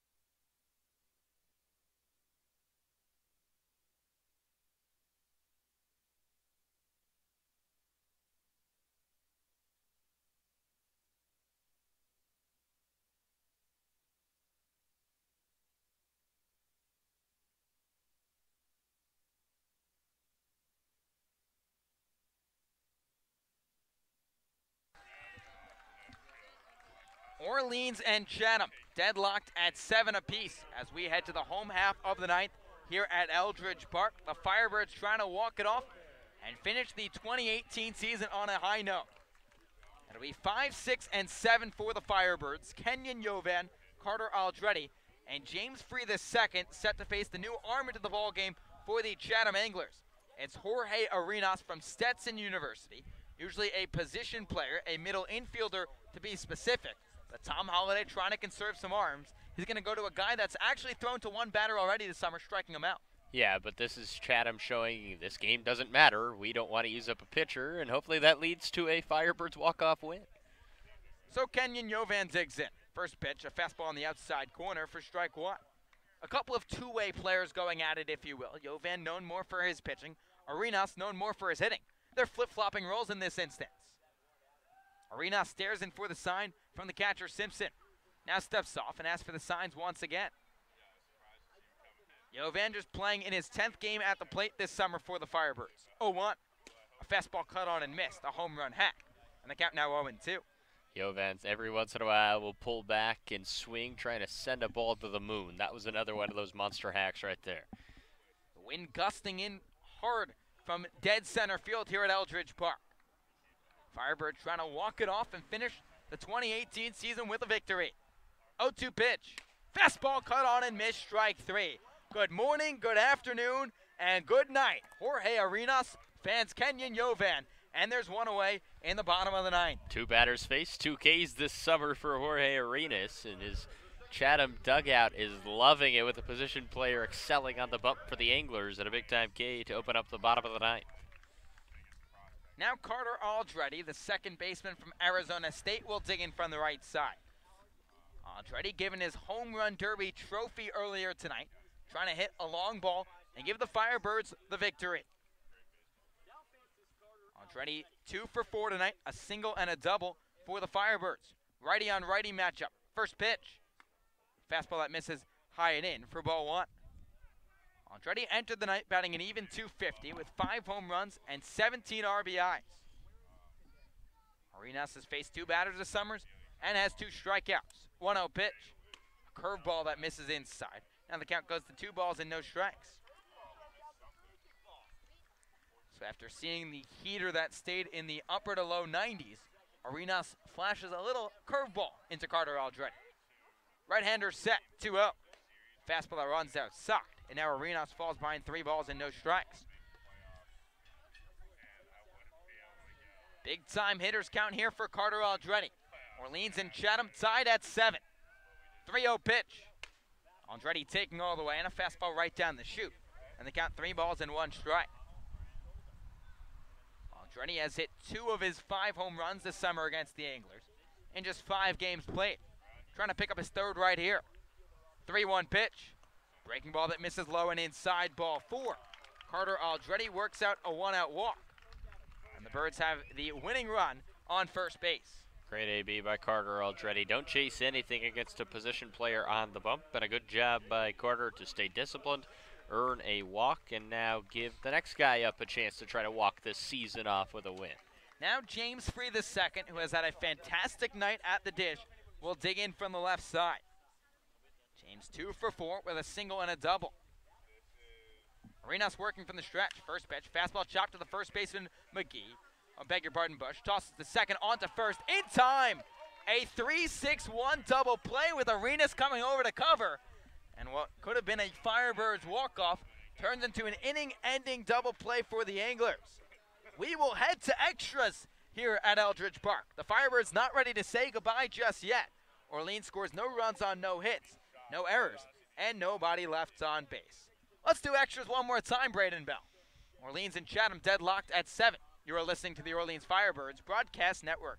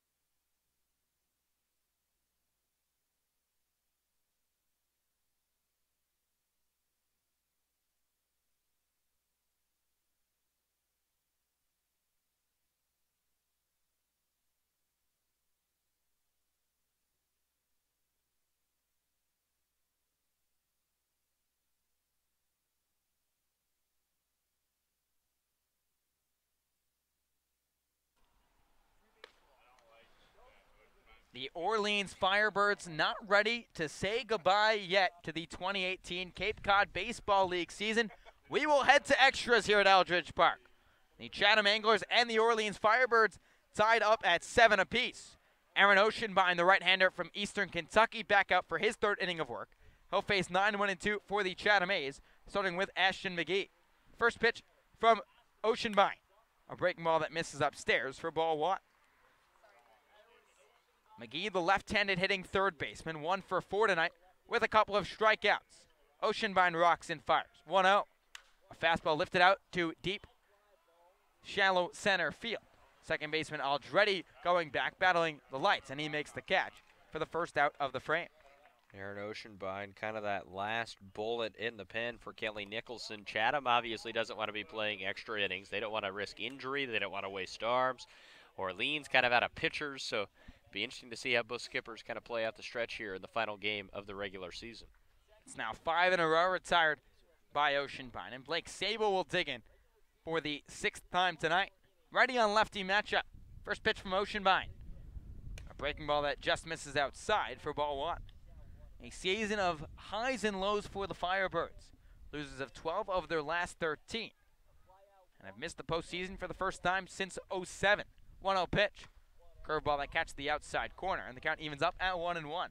Despite the struggles overall this summer, there have been some bright spots for Orleans. A combined no-hitter for the Firebirds, some walk-off victories as well. 1-1. Fastball that misses outside, and the count 2 balls at 1 strike. Above all else, Kelly Nicholson will tell you the same thing. Some young men have grown into some fine young adults, and have grown as baseball players as well on the diamond. Oceanbine kicks and fires. 2-1 pitch. Fastball that runs up and away, and the count now 3 balls and 1 strike.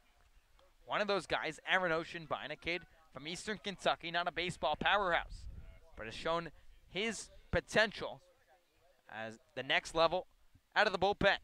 3-1 pitch. Fastball that misses outside, ball 4. Blake Sable reaches for the 3rd time tonight, his 2nd walk. And the Anglers have a 1-out base runner here in the top of the 10th. And a very tough break there for Oceanbine, who isn't necessarily used to working into the 3rd inning. Only one other appearance this summer he's gone this deep. That, of course, when he started a ball game for the Birds in Hyannis. So we'll see how he can react here in the 3rd inning. Now John Rave will dig in. First pitch, a fastball that runs up and away for ball 1. Rave, the center fielder from Illinois State, batting from the left side. 2 for 5 with a couple of singles and 2 runs scored. Orleans and Chatham deadlocked at 7 with 1 out in the top of the 10th. 1-0 pitch. Sable running. Fastball outside the zone. Throw down from free the 2nd. Sable's a dead duck, but Carter Aldretti drops the baseball. Carter held on to the baseball, applied the tag, but it slipped out of the mitt. And Sable swipes his 2nd stolen base of the night, his 14th of the summer. And the Anglers have the go-ahead base runner in scoring position with 1 down. So now Rave will drive in the go-ahead run for the Anglers. Sable with good speed at 2nd base. Oceanbine kicks and fires. 1-1. Fastball hit on the line into left field. The base hit. Being waved around 3rd base is Sable. The throw to the plate from Frazier offline. An RBI go-ahead single for John Rave. The Anglers take back the lead. It's 8-7 in favor of the Chatham A's. Big time clutch base hit for Rave to the opposite field. The throw by Frazier was on time but offline. And the Anglers take the lead in the top of the 10th. Great news for Chatham. They do not want to continue on playing, and Orleans now given a major ultimatum. Just how this Firebird season has gone, another night continues. Just another microcosm of 2018 for Orleans. Now trailing once again 8-7. Rave leads off first base. Righty on righty matchup. First pitch to Torkelson. Fastball inside. Throw down from the catcher free the 2nd. Not in time. This trickles to the right side of the infield. But Rave running on the first pitch, something Chatham has done often tonight. The team that leads the CCBL in stolen bases. The 5th stolen base of the summer for John Rave. And the Anglers have another run in scoring position with 1 down. Yeah, just a tough break for Aaron Oceanbine, a guy who looked dialed in last frame and just hasn't had that command we're so used to seeing in this 10th inning. Oceanbine set at the chest. Checks on the runner at 2nd. 1-0 pitch. Fastball hit on the line right at the shortstop McCabe. Feels it on a candy hop. Throw across to the first baseman Jovan inside. A good play by Eddie McCabe to keep that baseball in front of him. holding Rave at second base. And there's 2 down in the home half of the 10th. Yeah, I don't even know if good job does it justice. That ball was smoked. I mean, it was coming in hot. Off the bat, you don't have the exit velocity, but it was destroyed by one of the most powerful hitters in the country, and Spencer Torkelson. And a great job again by McCabe to stay in front of it. Kind of move the head a little bit, but still make the play and throw over in time for out number 2, excuse me. Oceanbine will try and just keep this at a 1-run deficit, with the Anglers leading the Firebirds 8-7, with 2 outs in the top of the 10th. Rave leads off of second base. Colin Simpson digs in. First pitch. Breaking ball swung over the top, up for strike 1. It was Simpson who hit his 5th home run of the summer back in the 8th inning to take the lead for the Anglers before Eddie McCabe tied the game up for the Firebirds in the home half. Simpson a triple shy of the cycle, digging it. 0-1. Breaking ball tiptoed up the first base line, but foul. Now Oceanbine jumps ahead, no balls and 2 strikes. Simpson singled in the first, doubled in the 5th, and hit a solo homer in the 8th inning. He has scored 3 runs and driven in a run as well.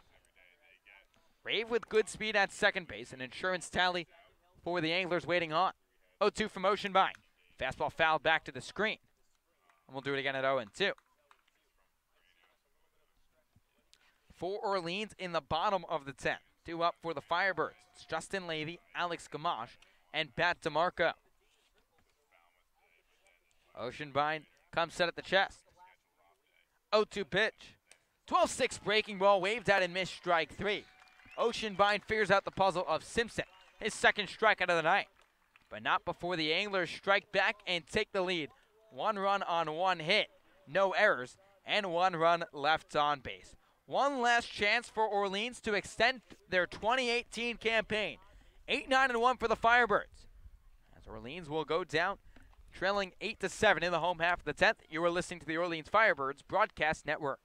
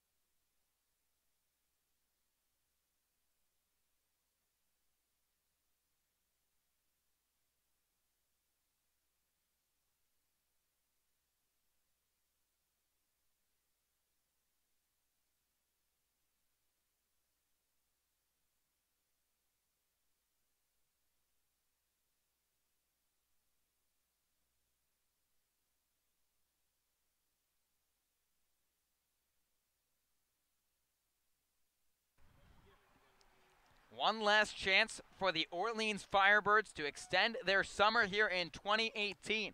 It's the Chatham Anglers 8 and the Orleans Firebirds 7. As we head to the home half of the 10th here at Eldridge Park, Jorge Arenas, the right-hander from Stetson, back out for his 2nd inning of work. Normally a position player for the Stetson Hatters and the Chatham Anglers, making just his 2nd appearance of the summer, and he'll face 8-9-1 for the Firebirds. Justin Levy, Alex Gamache, and Pat DeMarco for Orleans. So Orleans just going to try and do anything they can to try and extend their season. It's been a season to forget for the Firebirds, but trying to pick up one moment to remember. Justin Levy digs in from the right side. The 3rd baseman from the University of Louisville. He's 1 for 4 tonight with a single and a run scored. Arenas stares in for the sign. Now comes set at the chest. First pitch. Fastball fisted over the right field fence near the Orleans dugout. Onto the hill here at Eldridge Park for strike 1. Arenas, initially a middle infielder, plays 2nd, short, and 3rd. But in line for his first win of his CCBL career. 0-1 pitch from Arenas. A fastball that airmails the catcher Simpson all the way to the backstop. And the count evens at 1-1. Phil Clark, the catcher from Vanderbilt, waiting on deck, set to be used as a pinch hitter for Alex Gamache. Kelly Nicholson with plenty of tools to play with on his bench, just a matter of which one he picks. 1-1 pitch from Arenas. Fastball up and in, some chin music to Justin Levy. And the count now 2 balls and 1 strike. Levy just batting an even 200 this summer with 10 RBIs in 32 games. Has yet to go yard for Orleans. 2-1 pitch. Fastball fouled back to the screen by Levy. And the count evens at 2-2. 8-7 in favor of the Chatham Anglers. Here in the bottom of the 10th inning, it's Spencer Steer, the Oregon Duck infielder, not waiting on deck to pinch hit, but in fact warming up to pitch the 11th inning. 2-2 pitch. Fastball upstairs. Now the count full at 3 balls and 2 strikes. Well, if that isn't motivation for Orleans to try to score a run here, then I don't know what is. I mean, please score a run. I'd love to see Spencer out there on the bump. Kenyon Yovan did say he was originally committed to Oregon as a two-way player, but is just focused with the bat since arriving in Eugene. Payoff pitch. Fastball cut on and missed, strike 3. Jorge Arenas fans Justin Levy, his second strikeout of the night. And the Firebirds down to their final 2 outs in the summer of 2018. I'm telling you what, I know it's kind of a joke that Jorge Arenas is pitching right now, but this guy throws hard. I mean, he was clocked in the mid-90s his last time, and he's looking very good again here in his second inning of work out of the bullpen. Now Phil Clark, the catcher from Vanderbilt, will make the pinch hit appearance for the Firebirds, ending the day for Alex Gamache, who went 1 for 4. So Clark just trying to extend the ball game and give the Birds some more baseball in 2018. First pitch to Clark, lifted high and mighty down the left field line, but sailing out of play. And this runs on to Route 28 for strike 1. Clark, one of 3 Vandy Birds on this 2018 roster, batting .234 with 1 home run and 11 RBIs. Righty on lefty matchup. 0-1 pitch from Arenas. Fastball fouled back to the screen, just right of us on the left side of home plate. And the count, no balls and 2 strikes. What a game this would be. Jorge Arenas would pick up the win. Aaron Oceanbine would drop to 0-3 after really just making only 1 mistake. And Spencer Steers warming up in the bullpen. 0-2 from Arenas. Fastball upstairs that Clark lays off. And the count now 1 ball and 2 strikes. It's the perfect way to end this season. Neither team playing for anything, kind of just playing out the stretch, literally. And that's what you get when a game's like this. Sometimes they're very entertaining. Game 44 of the CCBL regular season. The final one, 1-2. Fastball that misses low and inside. Arena slipped off the mound. Now the count evens at 2-2. And you just hope if you're Phil Clark right now, get on base. Give your guys a chance, especially with the way Pat DeMarco's been playing, just a homer shy of the cycle, standing on deck. You hope if you're Phil just to reach and give you a chance. 2 balls, 2 strikes. Here's the pitch from Arenas. Fastball fisted to the on-deck circle, right to his Vanderbilt teammate, Pat DeMarco.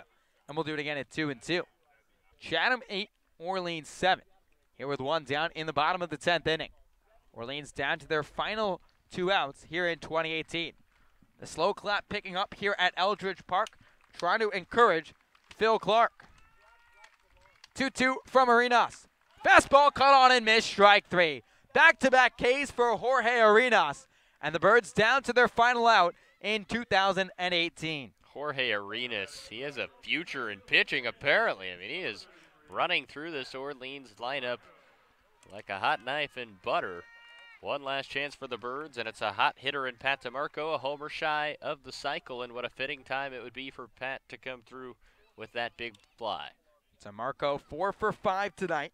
A couple of singles, a double, and a triple. Like you mentioned, a home run shy of the cycle.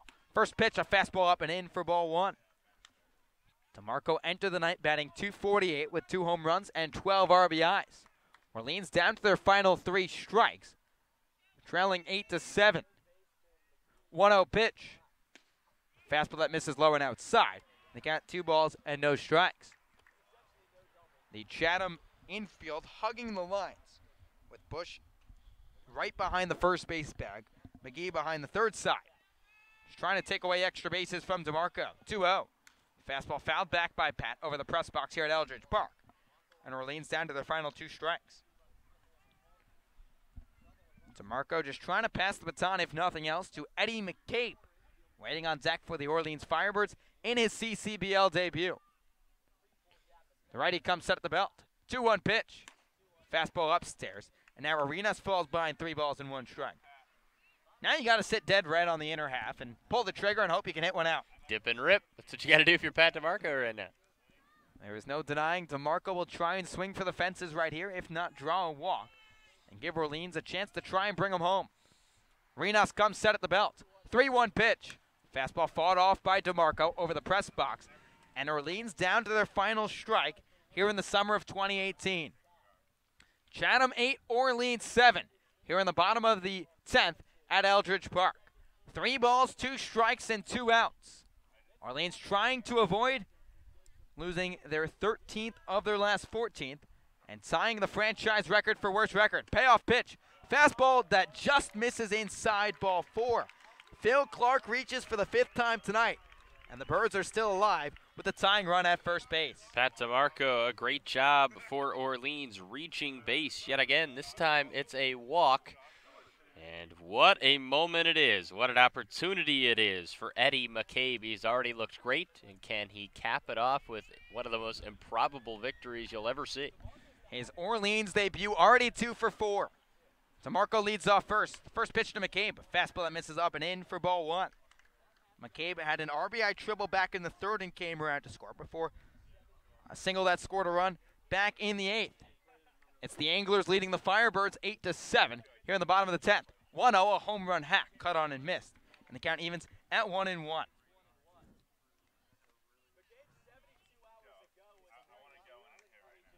DeMarco with a 2-step lead off first base, a threat to run, 10 stolen bases on the summer. Arenas comes set, 1-1. Fastball that misses low and outside, and the count 2 balls and 1 strike. McCabe started the summer with the Danbury Westerners, just a couple 100 miles south in Connecticut. Making the trip further up north along the East Coast to Orleans, Massachusetts. Trying to be the difference here for the Firebirds. Arenas steps off the rubber and now checks on DeMarco at first. Chatham 8, Orleans 7. Here with 2 outs in the bottom of the 10th. 2-1 pitch. Fastball that runs inside. 3 balls and 1 strike to Eddie McCabe. The hitter of the year and the best rated pro prospect in the CCBL. J.J. Blade waiting on deck for the Firebirds. 3-1 pitch from Arenas. Fastball fought off by McCabe onto the hill on the first base side. And once again, Orleans down to their final strike. 3 balls, 2 strikes, and 2 outs here in the bottom of the 10th inning. Chatham 8, Orleans 7. Pat DeMarco leads off first base. He'll get a head start with the pitch. Firebirds down to their final strike. Arenas comes set. Payoff pitch. Fastball fought off once again by McCabe. He stays alive, and the Orleans season will continue. At least one more pitch, Josh, and the battle so far for McCabe has been so admirable tonight, and it's fitting. He's really putting forth a great fight against Arenas here with 2 away in the 10th. In what was a season to forget for the Firebirds, trying to pick up a moment to remember. Payoff pitch from Arenas. Fastball fisted by McCabe out of play, just right of the press box behind home plate. And we'll do it once again. Fantastic job by Eddie McCabe. The infield for the Chatham Anglers hugging the line, trying to take away any potential for an extra base hit. DeMarco will get a head start off of first base. Here's the payoff pitch. Fastball outside, ball 4. Back-to-back walks for the Firebirds. Orleans has the tying run on second and the winning run at first base. And their hitter of the year, J.J. Blade, strolling to the dish. Not a bad guy to have walking up to the dish. J.J. struggled so far tonight at just 1 for 5, but you get a sense that he is due for a big-time knock. And like you said, the tying run standing at just second base. If it goes to the outfield, both runners on with good speed, things could get very interesting. Blade entered the night leading the Firebirds in batting average at .310. McCabe leads off first. DeMarco off of third. Off of second, I beg your pardon. Trying to score all the way. First pitch to Blade. Fastball up and away for ball 1. Orleans just trying to find a way to tie this game up and extend their season. It's 8-7 in favor of the Chatham Anglers. Orleans down to their final out. 1-0 pitch. Fastball that runs inside. And Arenas falls behind 2 balls and no strikes. Eddie McCabe with good speed off of first. Pat DeMarco represents the tying run at second base. He leads the Firebirds in stolen bases with 10. Arenas comes set at the belt. 2-0 to DeMarco. A fastball fouled back over the press box behind home plate by Blade. And the count 2 balls and 1 strike. He just barely missed a hanging breaking ball that time. Almost sent that thing into deep orbit. You could tell the Firebirds up on the top step knew that ball was almost gone. The right-hander comes set. 2-1 pitch to Blade.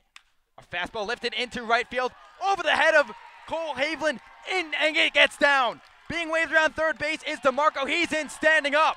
J.J. Blade delivers for the Firebirds. We are tied once again at 8 in the bottom of the 10th. Clutch J.J. Blade in the most timely of moments ties this game up. And now the Firebirds just the winning run 90 feet away as the best hitter all year long. J.J. Blade comes through yet again.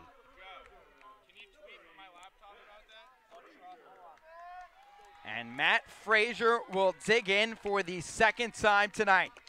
Frazier, who has struggled all season long, just trying to give the Firebirds a chance. Chatham and Orleans deadlocked at 8 with 2 down in the bottom of the 10th. McCabe represents the winning run 90 feet away. First pitch. Fastball that misses in for ball 1. Blade leads off of first base. McCabe just 90 feet away at third. Infield in for the Anglers. 1-0 pitch from Arenas. Fastball hitting a line, just foul down the first base side. Matt Frazier almost got the job done for the Firebirds, but that ball missed by just 2 feet. Oh my God, that ball was so close. Tom Ryberg had to dip out of the way, and I think he just assumed it was foul because that was about as close as it'll ever come. Frazier just batting a $157, but trying to be the hero here for Orleans. Runners on the corners for the Birds. Winning run at third base. 1-1 pitch. Looping curveball that just misses outside. And the count now 2 balls and 1 strike. The Firebirds fans holding on. It's been a season that Orleans will try and forget. But Frazier trying to be the hero on the final day. 2-1 pitch. Fastball hitting a line into right field. McCabe comes in from third. Matt Frazier walks it off with a winning single, and the Birds come pouring out of the first base dugout. Orleans 9, Chatham 8, and an unforgettable season for the Firebirds. A moment to remember here at Aldridge Park. The final 9-8 here in favor of Orleans.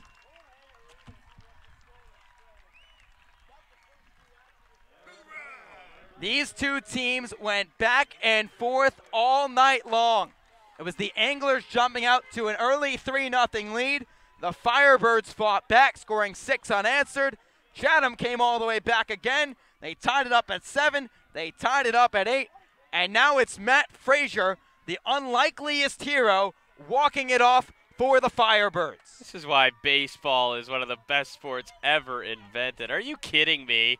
This team struggles and struggles and struggles all year long. They lost 7 in a row heading into tonight, and they win it with a walk-off in dramatic fashion. It's just so fitting, Josh. Unbelievable. It is great to see the team so pumped up after a win like that. Frazier just batting a $157 with 5 RBIs in 30 games played for the Firebirds entering the night. But it's the outfielder from Arizona that delivers for Orleans and gives the Firebirds a crucial victory, and Orleans does not tie the worst record in organization history. Orleans advances to 14-29-1, 29 points. The Chatham Anglers drop to 22-19-3 with 47 points. It'll be Chatham moving on. The Firebirds going home in a 3-hour and 19-minute contest here at Eldridge Park. The winning pitcher tonight, Aaron Oceanbine. He advances to 1-3 on the summer, and Jorge Arenas drops to 0-1. Unbelievable game, Josh. I mean, this had everything. This had a player who was activated today that came through clutch. It had 2 triples. It had home runs. It had multiple different breaks of momentum going against either side and a walk-off to end it. What a way to do so. A magical moment to remember for Orleans. After a rough season, already being eliminated after the first 43 games. In game number 44, the Firebirds get the job done, scoring 9 runs on 15 hits, 1 error, and 10 runners left on base for the Chatham Anglers. It was 8 runs on 13 hits, 2 errors, and 11 runners left on base. Our Eliav Gabai will be standing by with the hero of tonight's game, Matt Frazier. He came into the ball game late on a defensive substitution, but it was not the glove that got the job done for the Firebirds. It was with the bat. And Eliav is standing by with Matty over near the first base dugout. Thanks, guys. I'm here with player of the game, Matt Frazier. Matt, walk me through that last walk-off RBI you just had. I went up there looking for a good pitch to hit, and I got it. So I took a good swing on it, and good results happened. Now, regardless of the seasonal situation, you guys stayed locked in until the very end. So how does that speak to this team? We're still out here playing for pride. Coach Kelly said, this is our last game together, so let's make it a good one. I mean, we're still playing baseball, and you're a competitor. You're still gonna, no matter what the game entails, you're still gonna go all out for it. So we stayed with it tonight and got the dub. And it's obviously been a tough season for the Birds, but how does it feel to go out on this kind of high note? Definitely a good way to close Eldridge Park for the year. Going out as a winner, winning our last game, but it's definitely a good note to end on. Walk off, yeah. Well, going out as a winner, that's your player of the game, Matt Frazier. Back to you guys. Thanks, Matt. Thank you. Matt said it right there. The Firebirds just playing for pride one last time together. And Orleans just tried to find a victory any way they can in a grinded-out game where Orleans comes out on top 9-8. We'll have a 2-for-1 before we say goodbye for the final time in 2018. Pat DeMarco from Vanderbilt will walk his way over to the broadcast table. Stick around here on the Orleans Firebirds Broadcast Network.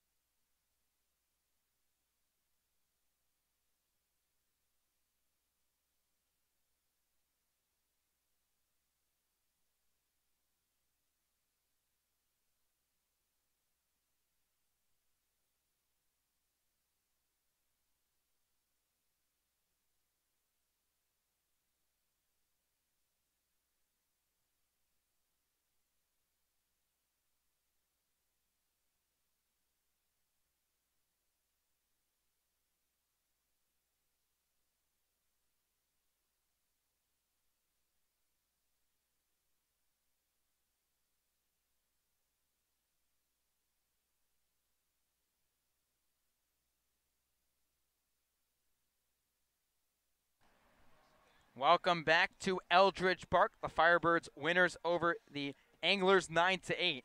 Joining me now, center fielder Pat DeMarco. Pat, crazy ball game here at Eldridge Park. Obviously not necessarily the best season for Orleans, but going out on a high note.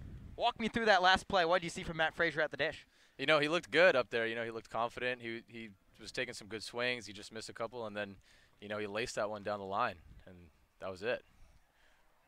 Cape Cod Baseball League, a very neat concept. You have kids from all over the country, even all over the world.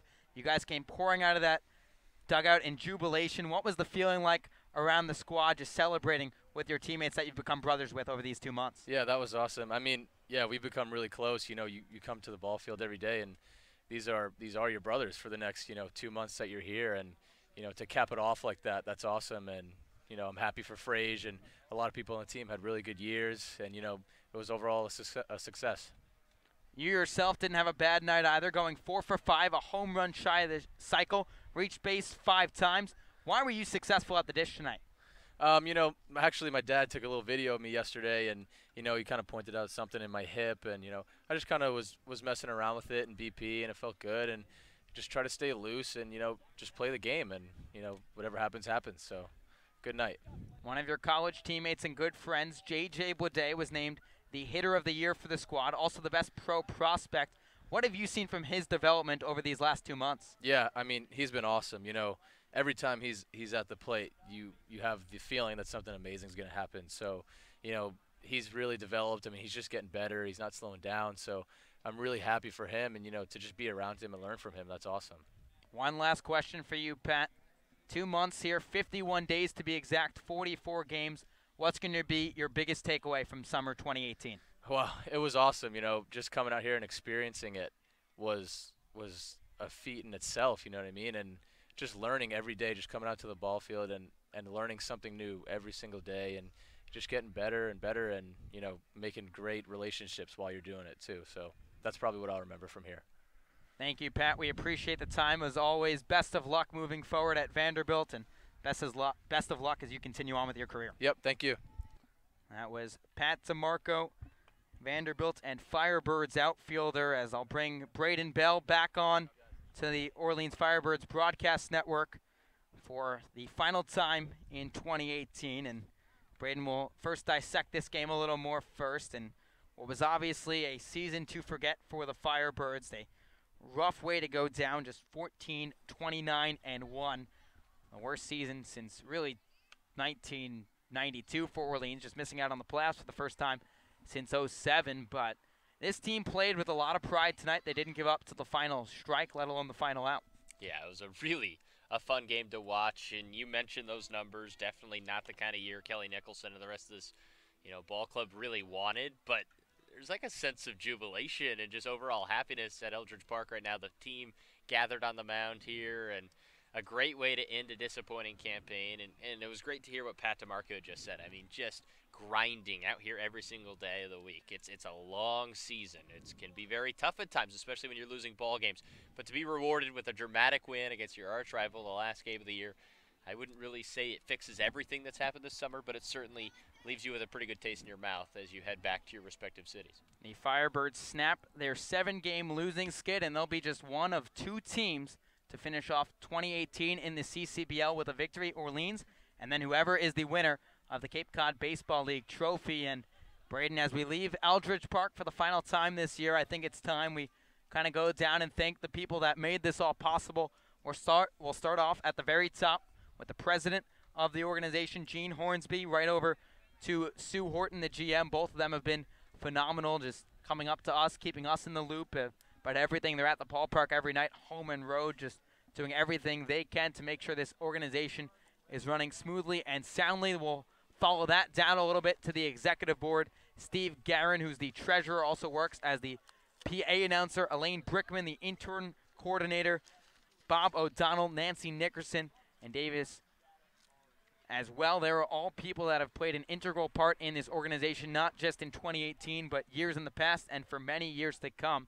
And this entire thing, not just the baseball side of the broadcasting, but the safety, the operations. This is a thing that is a non-for-profit organization that takes $400,000 to run every summer. It's made off of people volunteering their time off of donations. and just something crazy to see. The next guy I want to thank, and I know it means a lot to you as well, Stu Murray came on the broadcast tonight, the guy who's our direct superior, if you will, a guy that has become a great friend, a great mentor to all of us here on OFBN. He has done wonderful things just beyond here at the ball field, like you mentioned, Braden, just things that we will forever be in debt for him for giving us this opportunity. The next people I want to thank, a group of about half a dozen people.